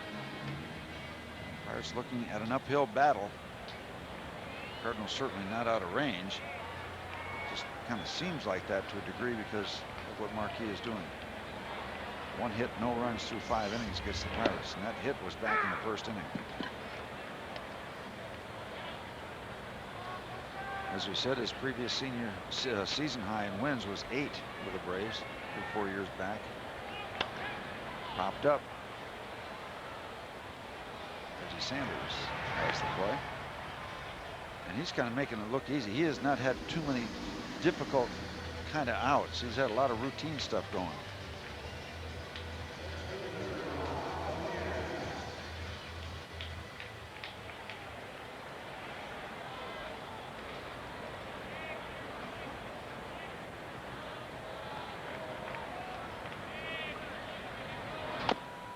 Chopped off the plate, foul. Yeah, it really has been routine. The only rally we've had is a hit batsman and a walk. Scott Rowland made a nice play on the backhand side, but other than that, things have been pretty routine. The Cardinals had a flurry of 3 or 4 ball games about 3 weeks ago where they won 1-0, 2-1, 3-1. Get that stretch of real good pitching, and you know, when you're not hitting the ball, and that's the good combination you want. You go kind of cold with the bats, and your pitchers take over. You know, some teams that hit a lot, when they get cold bats, they just get pounded because they don't score. But the Cardinals, again, they can come at you 2-3 different ways. And the Cardinals, I said earlier that they don't really have a big dominant starting pitcher that is going to put up, you know, Cy Young type numbers, but the guys they do have in that rotation, they're very, very solid.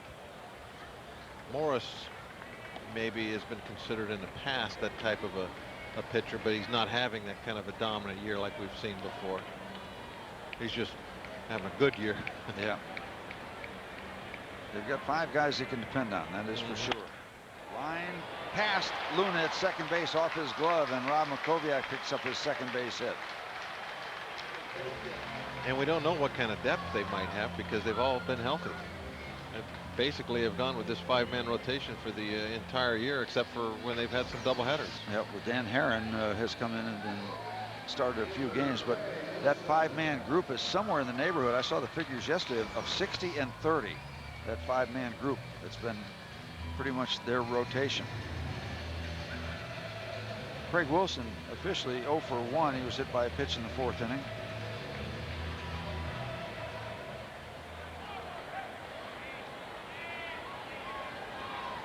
Woody Williams is the only one of that starting 5 who's not in double figures in wins. Lined foul down the left field line. Woody has 9 wins and a 4.07 ERA. 13 for Suppan, 14 for Matt Morris now, a dozen for Marquis, who's out here this afternoon, and then 13 for Chris Carpenter. That's a very consistent, dependable, reliable, and as you say, healthy group. 0-1 to Craig Wilson with Makoviak on first. In the bottom of the 6th, Cardinals lead it 3-0. Pitch missing inside. Ball and a strike to Craig Wilson.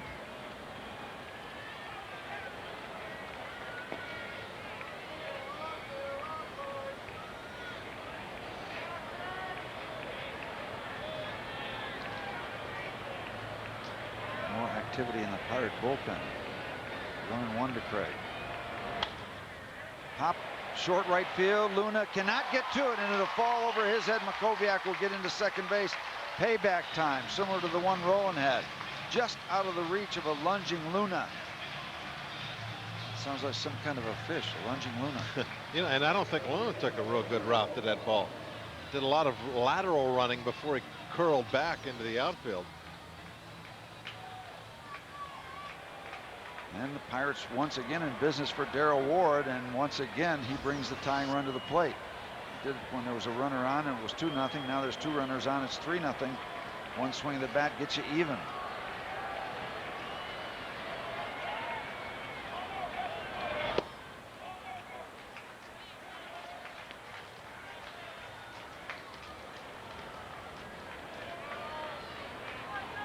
They swing around their improvised defensive alignment on the infield with Renteria way up and back of second base, back of Rob Makoviak,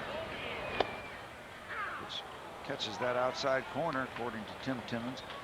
Yeah, Renteria shading way up, and nobody anywhere near the regular shortstop position. Scott Rowan quite a bit off third base. Darrell Ward is pretty much a dead pull hitter. Wanting to keep it off the ground. With his lack of speed, when he puts one on the ground in this situation, it's a double play. Marquis, after the fastball down and away, comes back, severely down and in, so you get out in front 1 and 2.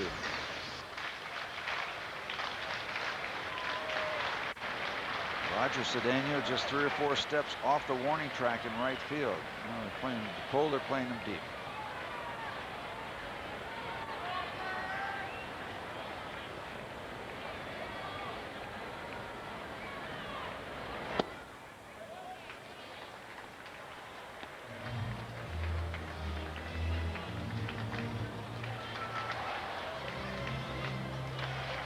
Pirates with their most substantial threat in the ballgame in the 6th inning after 1 out, back-to-back singles.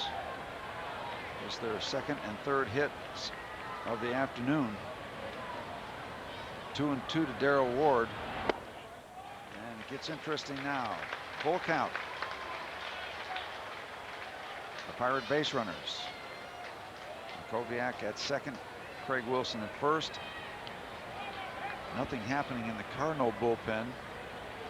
Pirates continue to have activity.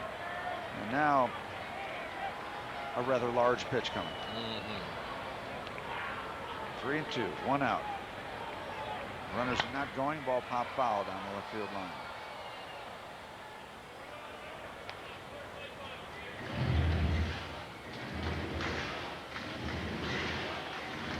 This is a situation now where Ward might cross up that defensive alignment with everybody shifted over, because he's trying to protect a little bit against the strikeout. He's getting defensive. He could easily send one that direction. Dini wants to discuss this. Not that it's a major factor, but also Craig Wilson at 1st. He can get as far off first base as he wants to. Pool's nowhere near him. But you could tell by that last swing of Ward that he's, wanting to stay back and be protective. He fouls that ball down off the left side. I could see him poking one through the left field here. Uh-oh. Rob Makoviak is picked off second base. And does that hurt?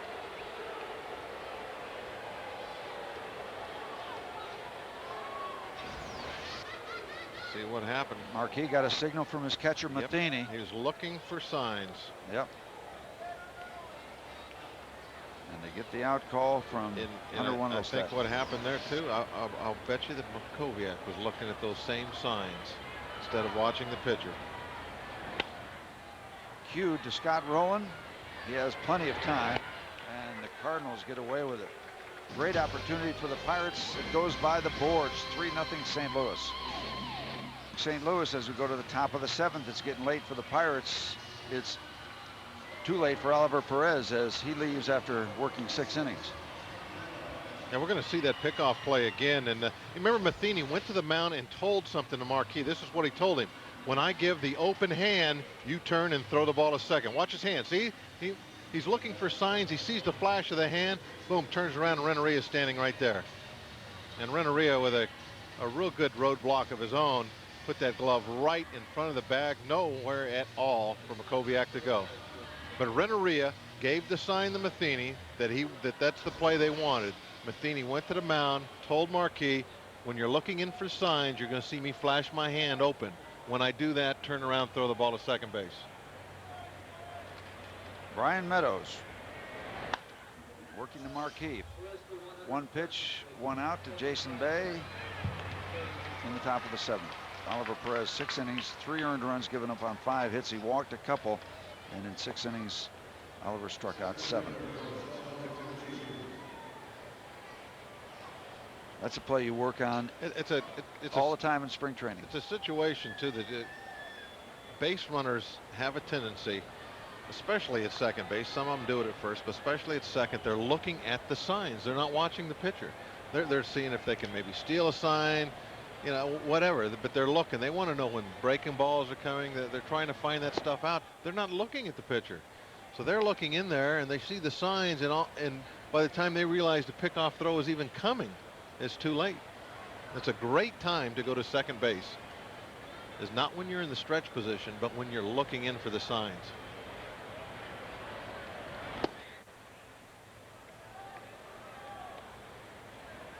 And as much as the Cardinals raved about the Molina play yesterday on Wigginton, they will rave about that play if they go on to win this ball game. And it was a big time play at a big time. Pop to right, carrying pretty well, but Craig Wilson has it measured. 2 up, 2 down here in the top of the 7th inning. Brian Meadows on in relief of Oliver Perez.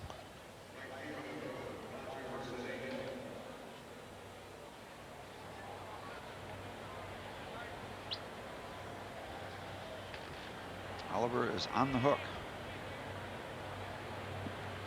The Cardinals are trying to win their 7th straight against the Pirates.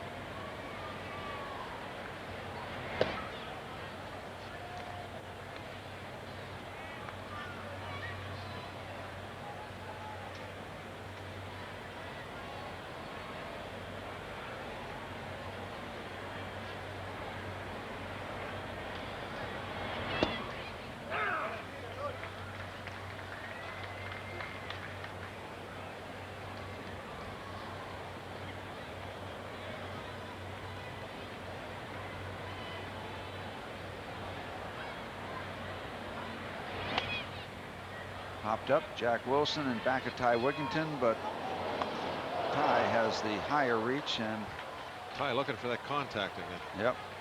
And that'll be 3 outs, and that'll do it for the Cardinals quickly in the top of the 7th. 3 up, 3 down, and at the end of 6.5, it's a 3-0 back at PNC Park as Cardinals take a 3-0 lead into the bottom of the 7th. Jason Bay, Ty Wigginton, and Abraham Nunez against Jason Marquis. Pirates have 3 hits. They are all singles. Makoviak has a couple of them, and the other one off the bat of Craig Wilson, a little flare over the head of Hector Luna. Just talking to Mike Shannon back here in between innings, said that Robin Ventura hit a grand slam home run today for the Dodgers. That's his 17th career. Ties him with Williams and Fox for like either 2 or 3 all time. I think he was tied with Aaron. Pretty good company, huh? Those names. That is very good company. That's like that list of pitchers we had up on the board a while ago. Jason Marquis working the bottom of the 7th inning. Bay has walked a couple times. And got a chance to make it 3.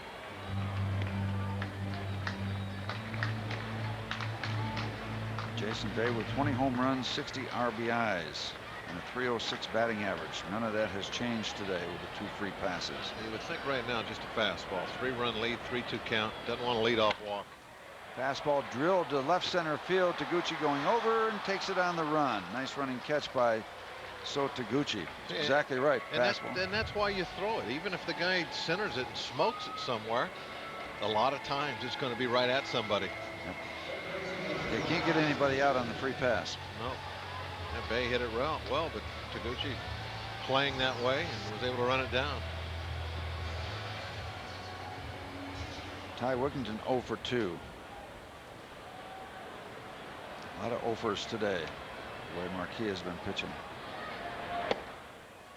Looking for his 13th win. He has won his last 9 decisions. But this time Ty does not swing at the first pitch, and it's a fastball down the middle for strike 1.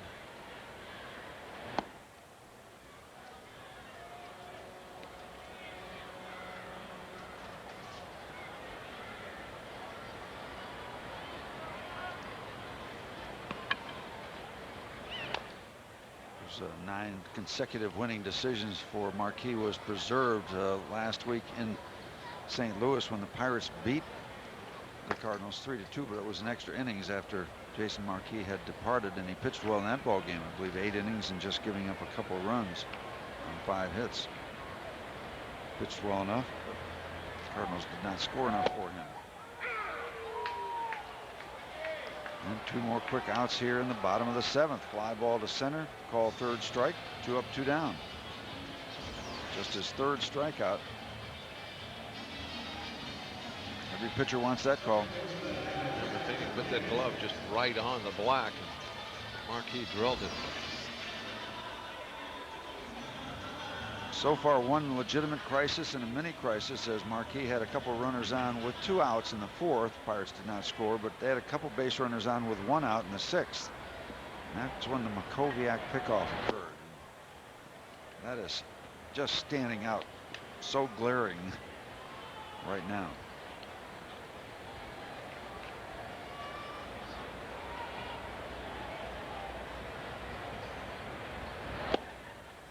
Swing and a miss by Abraham Nunez, who was 0 for 1. He received a free pass his first time up.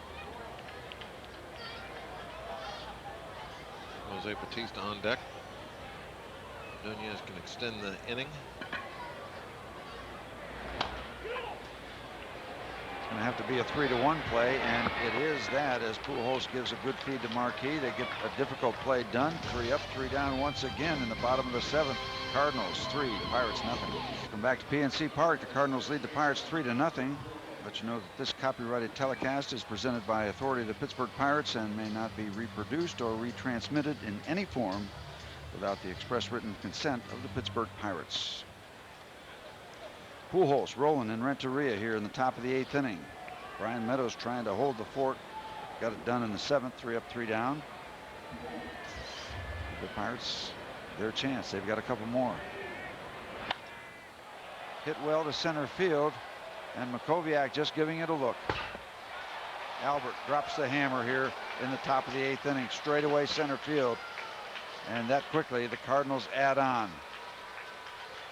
He is that strong. I Does thought that ball just leap off his bat or what? I thought the ballpark might contain that hit, but it does not. Albert Pujols with number 40 on the year. A fastball looked like it's over the outside half. Finishes the swing one-handed and sends it up against the batter's eye. That was even deeper than we thought. Batter's eye's got to be about 420 feet away. It's 400 to where it went over the fence. I think it's at least 20 feet back to the green wall. Mile marker for Albert Pujols. 40th home run of the season. It's going to be hard to get the Cardinals out of their visitors clubhouse at PNC Park. They might not want to leave here.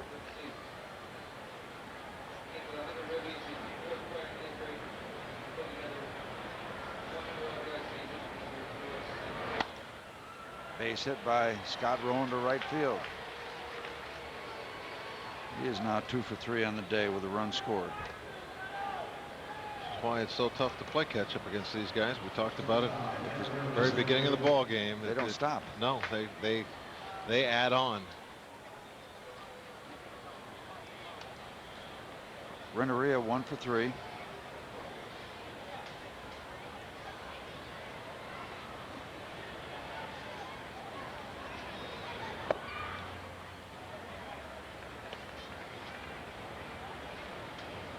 Corey's getting up again. 4 runs on 7 hits for the Cardinals. No runs, 3 hits for the Pirates.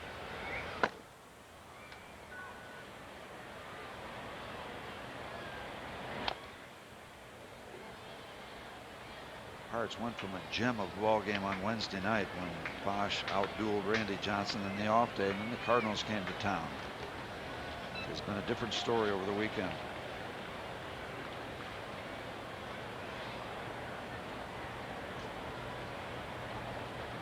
Cardinals 41 games over 500. It's even hard to say. Pitch to Renteria is in for a strike. Slider from Brian Meadows.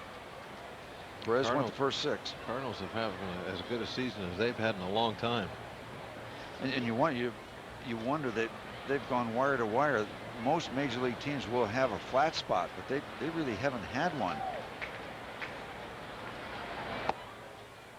I'm sure Tony La Russa, who's been around long enough, will be aware and sensitive to that. You know, he knows that it's so hard to go wire to wire for 162 games. He'll be on the lookout. We've touched on the reason earlier. It's been the health of that starting rotation. When you put together a good, solid big league team, one that's a contender coming right out of spring training, and then you mix in the health, don't get anybody hurt for any extended period, that's when you're going to have a big season. Yep. Injuries are always a part of it, but not always. You might have that freak year where everybody comes through unscathed, and that's what happened with the Cardinals. Jeff Suppan part of that group.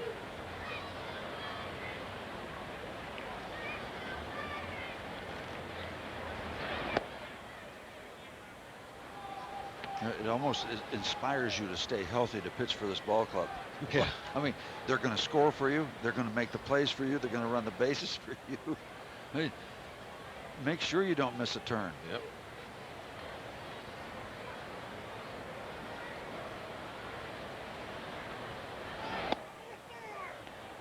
Loses him as the runner was off of the pitch as Scott Rowland took off, and now they keep it going in the top of the 8th.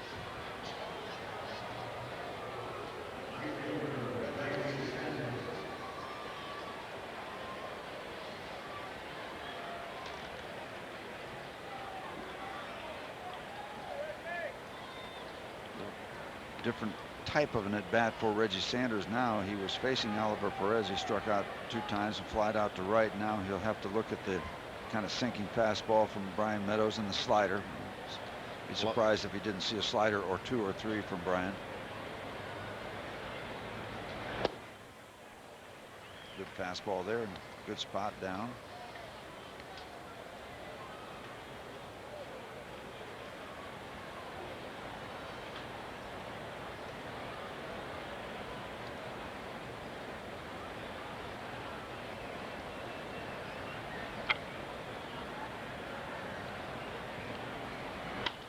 Line to Jack, to second. Nice push move. Jack didn't have time to do anything else but just push the ball out of the glove, and he did it. Nice play by the Pirates shortstop. And Nunez is there at the bag quickly for him. Little shovel pass. Yep. It's the only way he's going to get it done.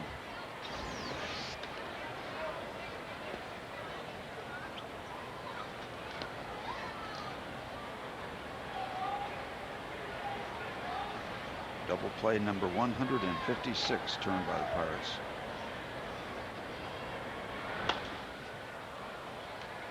Popped up. And this will settle things down in the top of the 8th. But once again, the Cardinals add on. Prince Albert hitting number 40. 4-0 Cardinals. Go to the bottom of the 8th inning. The Pirates looking up at a 4-0 Cardinal lead. Jose Batista will bat for Brian Meadows to lead it off here in the bottom of the 8th inning. Time running out in front of a very quiet crowd of 25,005. Great turnout, but they really haven't had much to cheer about.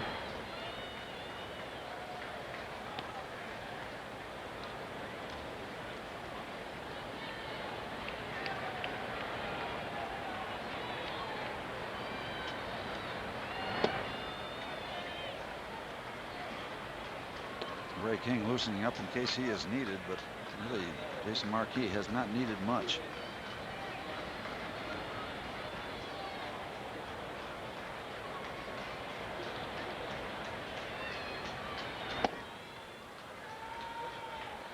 To Batista.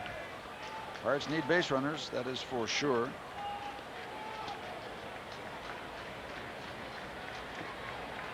Three no pitch. He's right there. Brian Meadows goes a couple of innings, giving up a run, the home run to Pujols on a couple of hits. He walked a batter, did not record a strikeout. So the Pirates will need another pitcher in the top of the 9th inning. 3-1 to Batista. He is on the base paths. 4th walk given up by Marquis.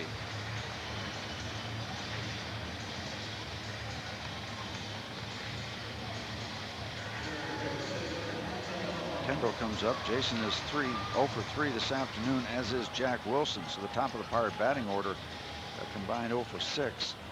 Dave Duncan wants to either talk to Jason Marquis and or buy some time for Ray King, although King is a left-hander. Looks like they're quickly going to get something going with a righty. Yeah, Duncan right now just buying his bullpen a little bit of time with this visit.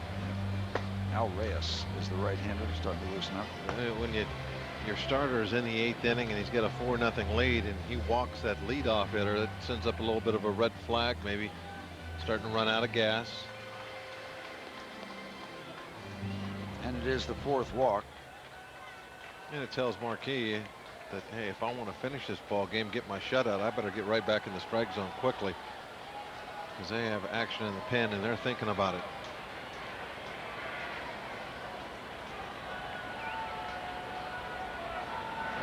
Jason is in for a strike.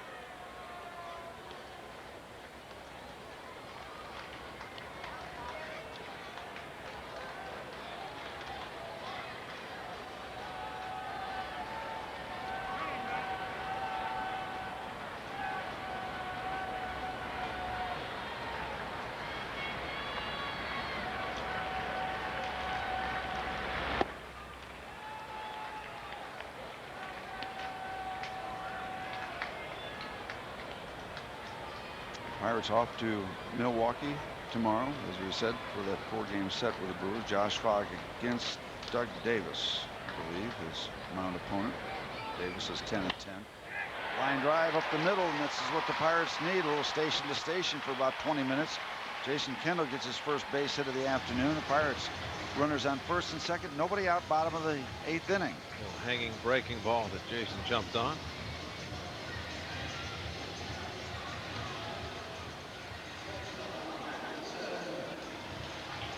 I would think the program for Al Reyes has accelerated, although Markoviak is coming up in the on-deck circle.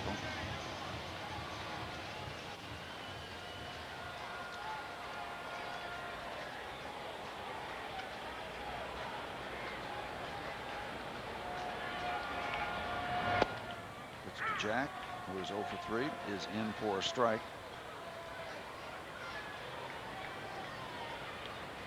Opportunity in the 6th that did not work out. Now the Pirates have a chance to get something going in the bottom of the 8th inning. They trailed by 4, but they've got action. 2 on, nobody out. It's outside, a ball and a strike. Would you think that Marquis has to get Jack to stay in the ball game? Yeah, I would believe that that's most likely the plan. 1-1 count on the Pirate shortstop. Chop foul outside third base. Cardinals with 4 runs. So Scott Rowland's not really hugging the line. He's not really sitting on the third baseline.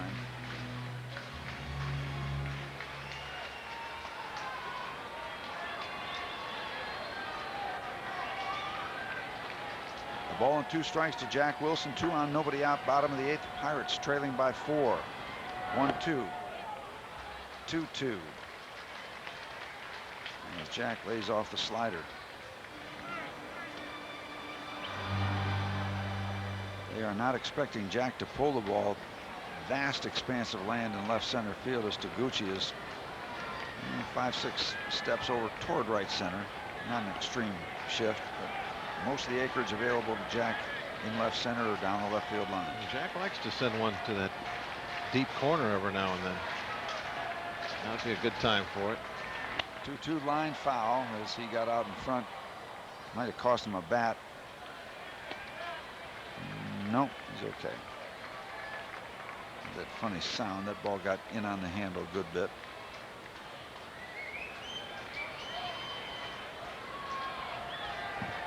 Solomon Torres warming up for the Pirates.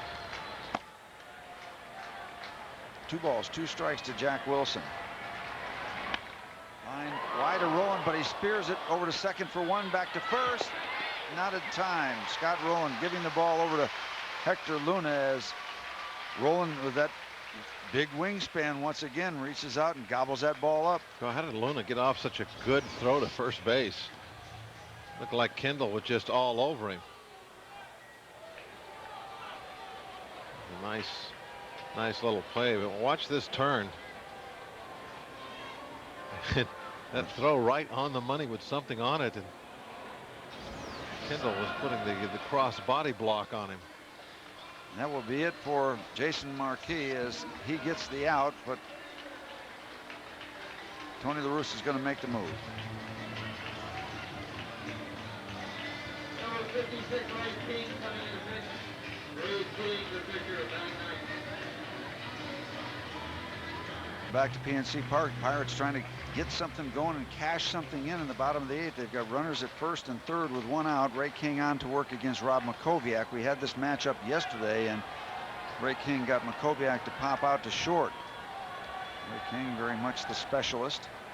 And the Pirates still have the 9th inning. They don't have to get them all back this inning, but got to do something. Jason Marquis goes 7 1/3 innings. He has given up no runs at this point. Responsible for both of the Pirate runners on 4 hits. He walked 4, struck out 3. Jason Marquis can win it, he cannot lose it. 0-1 to Rob, bounce back to King, and King bobbles the ball, now picks it up and has 1 out at first base. And Bautista had to hold at third, so a lot of action there. I don't know if he's going to get a double play or not, but as the dust settles, I think they get the out. the only difference is that probably could have got the lead runner at second base. Makoviak runs extremely well. I don't see him getting a double play on that ball.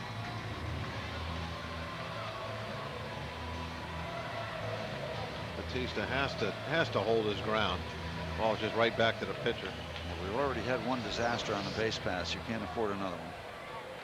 So now 2 outs. Runners at second and third. We're getting closer and closer to breaking through and scoring. I think maybe they're going to go to Reyes here. I think the bench has sent Matheny out to the mound to kill some time.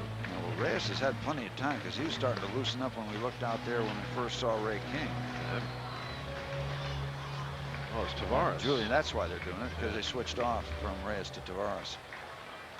Now another thing that Tony does after Matheny comes back, he can't do it now. He likes to have his pitcher throw over to first base to buy another 3 or 4 pitches.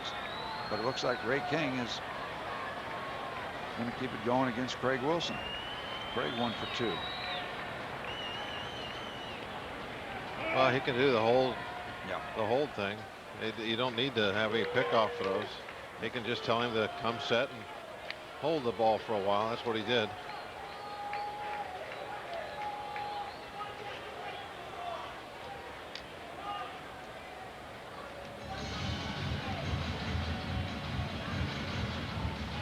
John Mabry will be coming into the ballgame. Probably left field. Yep, Mabry heading out to center field, so we'll sort this all out when we come back. And Mabry takes over for Reggie Sanders in left. He headed out to center field but veered. And, he is now the left fielder. Julian Tavares comes in. This inning unfolding a lot like what we saw yesterday when King came in and got Makoviak out. Next batter is Craig Wilson. He departed. Julian Tavares came in, and that's happening again this afternoon. 2 outs. Pirate runners at second and third, and Pirates down 4 runs. Craig Wilson will be batting once again for Pirates against Julian Tavares. Tavares walked him yesterday. Well, he doesn't want to do that this afternoon. He's got the tying run on that on deck circuit.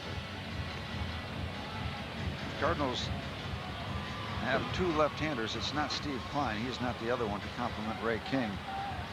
It is Rhodes, I believe, who replaced Steve Klein. Well, the issue now is Tavares against Craig Wilson with 2 outs, runners on second and third. Pirates trailing by 4.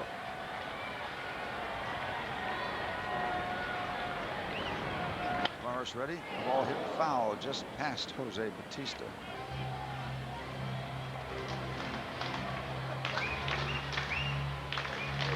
Sorry, I said Rhodes. Randy Flores, left-hander. And Steve Klein was put on the disabled list with a groin injury that occurred here in Pittsburgh. Tavares out in front, 0-1 to Craig Wilson. Breaking ball picks up that inside corner. And Tavares was trying. Timmons. Tavares trying to throw this ball well off the plate. Look where Matheny is set up. He has to actually reach back to his left into the strike zone to catch the ball. That's the dangerous backdoor breaking ball. 0-2 for Tavares against Craig Wilson. And the high breaking ball gets him. He's not happy about that call either, and he lets Timmons know about it. But that'll do it for the Pirates in the bottom of the 8th inning. They make some noise. They do not score. It remains reporting that nothing has changed. Cardinals have led since the 2 spot they put up in the 3rd inning. The Pirates have not gotten on the scoreboard. They have threatened 2 or 3 times, but it's still a 4-0 ball game. Mark Corey coming on to face the bottom 3rd of the St. Louis batting order.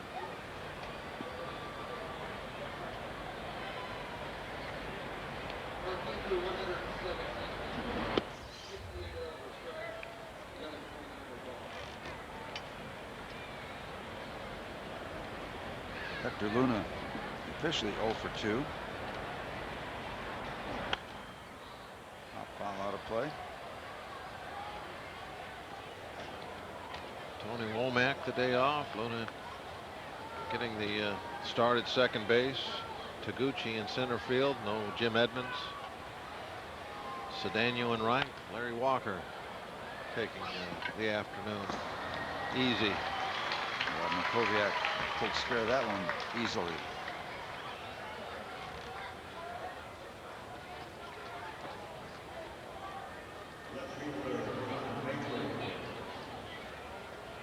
A lot of things to look back on in this ball game, and bottom of the 8th, we can add that to the list.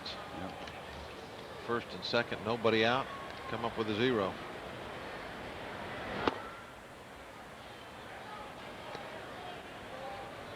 You can look at the strong pitching of Jason Marquis. Power of Albert Pujols with his triple and home run. Missed opportunities, a pickoff play. Just about every ball game that isn't just a ball game that goes completely wild. You can look back at some key issues that turn the game one way or another. Pop foul out of play. John Mabry, his first plate appearance. He has been a good addition. He joined the Cardinals when the Pirates were in St. Louis trip before last. He's able to play first base, third base, left field. They got a solid bench. Good off-speed pitch by Mark Corey. Third pitcher of the afternoon for the Pirates. Oliver Perez went to first 6, and Brian Meadows a couple of innings, bringing up 1 run, the home run hit by Albert Pujols.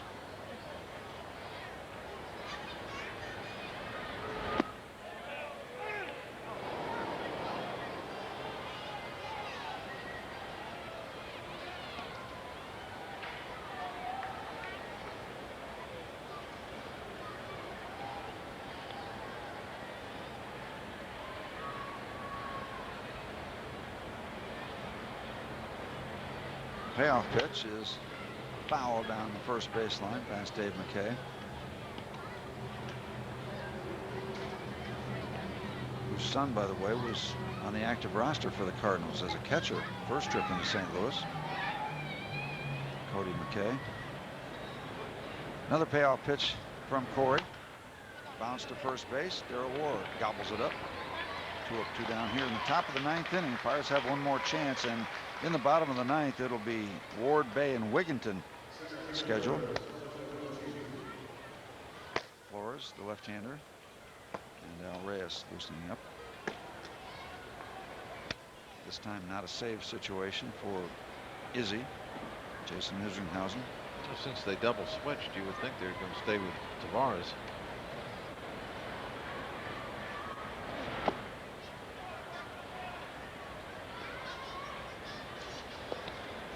Jason Isringhausen with 38 saves.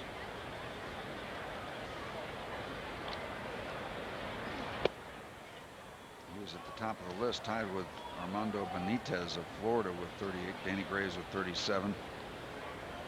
Jose Mesa right in the list, the middle of that list of the top 10 with 35 for the Pirates.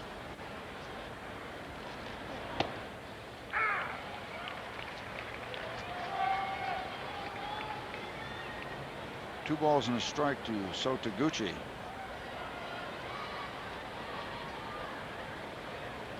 One for 4. He singled the lead off the ball game. Ball chopped foul. Count evens at 2-2.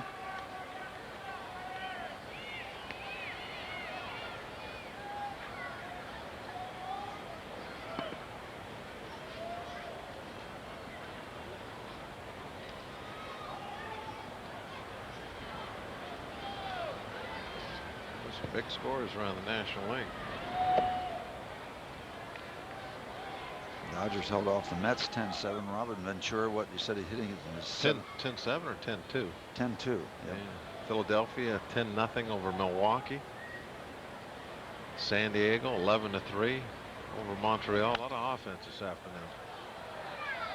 except for here with the Pirates. And, you know, we came to this ballpark today thinking it was going to be an exciting afternoon because Oliver Perez is pitching. You got the Cardinals, and you get a lot of possibilities. But it really never got to that high energy level. Oliver struck out 7 in 6 innings, but we've seen Oliver when he gets on that roll where he's striking. It seems like everybody out in the crowd really gets into it. That just didn't happen today. Ground ball to short. Over to first base, and the Pirates, with 3 more outs left, they trail by 4 going to the bottom of the 9th. And this a lot earlier, but we will do it now. For each run the Pirates score this season, Safe Auto will donate $5 to the Pittsburgh chapter of the Special Olympics. You're safe at home with 1-800-SAFE-AUTO. Kind of hope we can remind you a little bit more about that as we play in the bottom of the 9th. The Pirates have not scored today. As we said, Darrell Ward, Jason Bay, and Ty Wigginton to try it against Julian Taveras. He came on to get the last out in the bottom of the 8th, striking out Craig Wilson on a couple of questionable breaking balls. But he was rung up, and now we go to the bottom of the 9th. Pirates trailing by 4.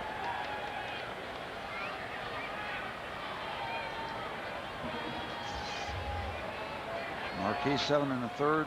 Ray King 1/3, and now Julian Taveras to try to finish things up. Bounce to second. 1 pitch, 1 out here in the bottom of the 9th inning.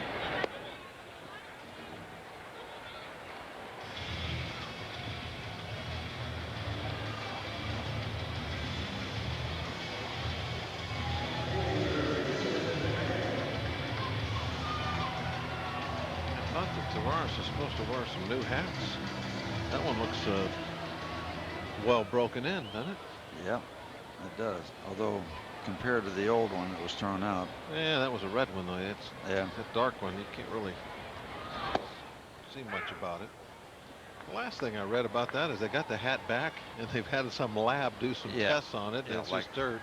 Like Crazy, how isn't it? about the time between the delivery of or the hat being acquired and the trip to the laboratory? Maybe got a good scrubbing. Yeah. Gee, could that possibly happen? 0-2 to Jason Bay. Pirates down to 2 outs. Cardinals trying to sweep the last 7 games of their season series against the Pirates, and he misses outside. You know, I've watched those crime shows though on the Discovery Channel. I don't think you could clean a hat enough to get. If there's pine tar there, they'd find it. Yeah, they find just about anything. So I think the question is that the hat or is it not? Because I don't think you could actually clean it to where it's totally gone. Yep. Call third strike. Quick 2 outs. With a couple of exceptions, the Pirates have gone quietly this afternoon.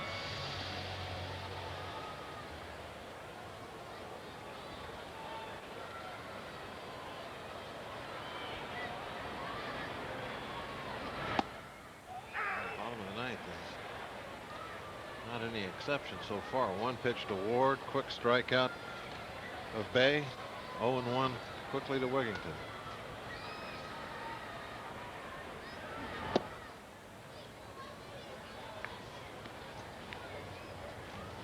Cardinals trying to take it to a record of 86 and 44.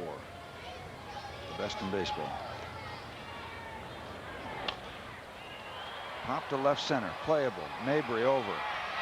And that'll do it on a Sunday afternoon as the St. Louis Cardinals complete the weekend sweep of the Pittsburgh Pirates with a combined 4-hit shutout. Marquis, King, and Taveras get together to give the Cardinals their 86th win, and the Cardinals finish up their season's work with the Pittsburgh Pirates, winning the last 7. Last weekend the Pirates won the first of 5, and then it was the Cardinals for 4 there, the last 4, and 3 more here this weekend. And 7 in a row now. You can see exactly why they're so good. They've won these games with a lot of different approaches. Home runs, good pitching, running the bases, defense. They got the whole package. We'll be back.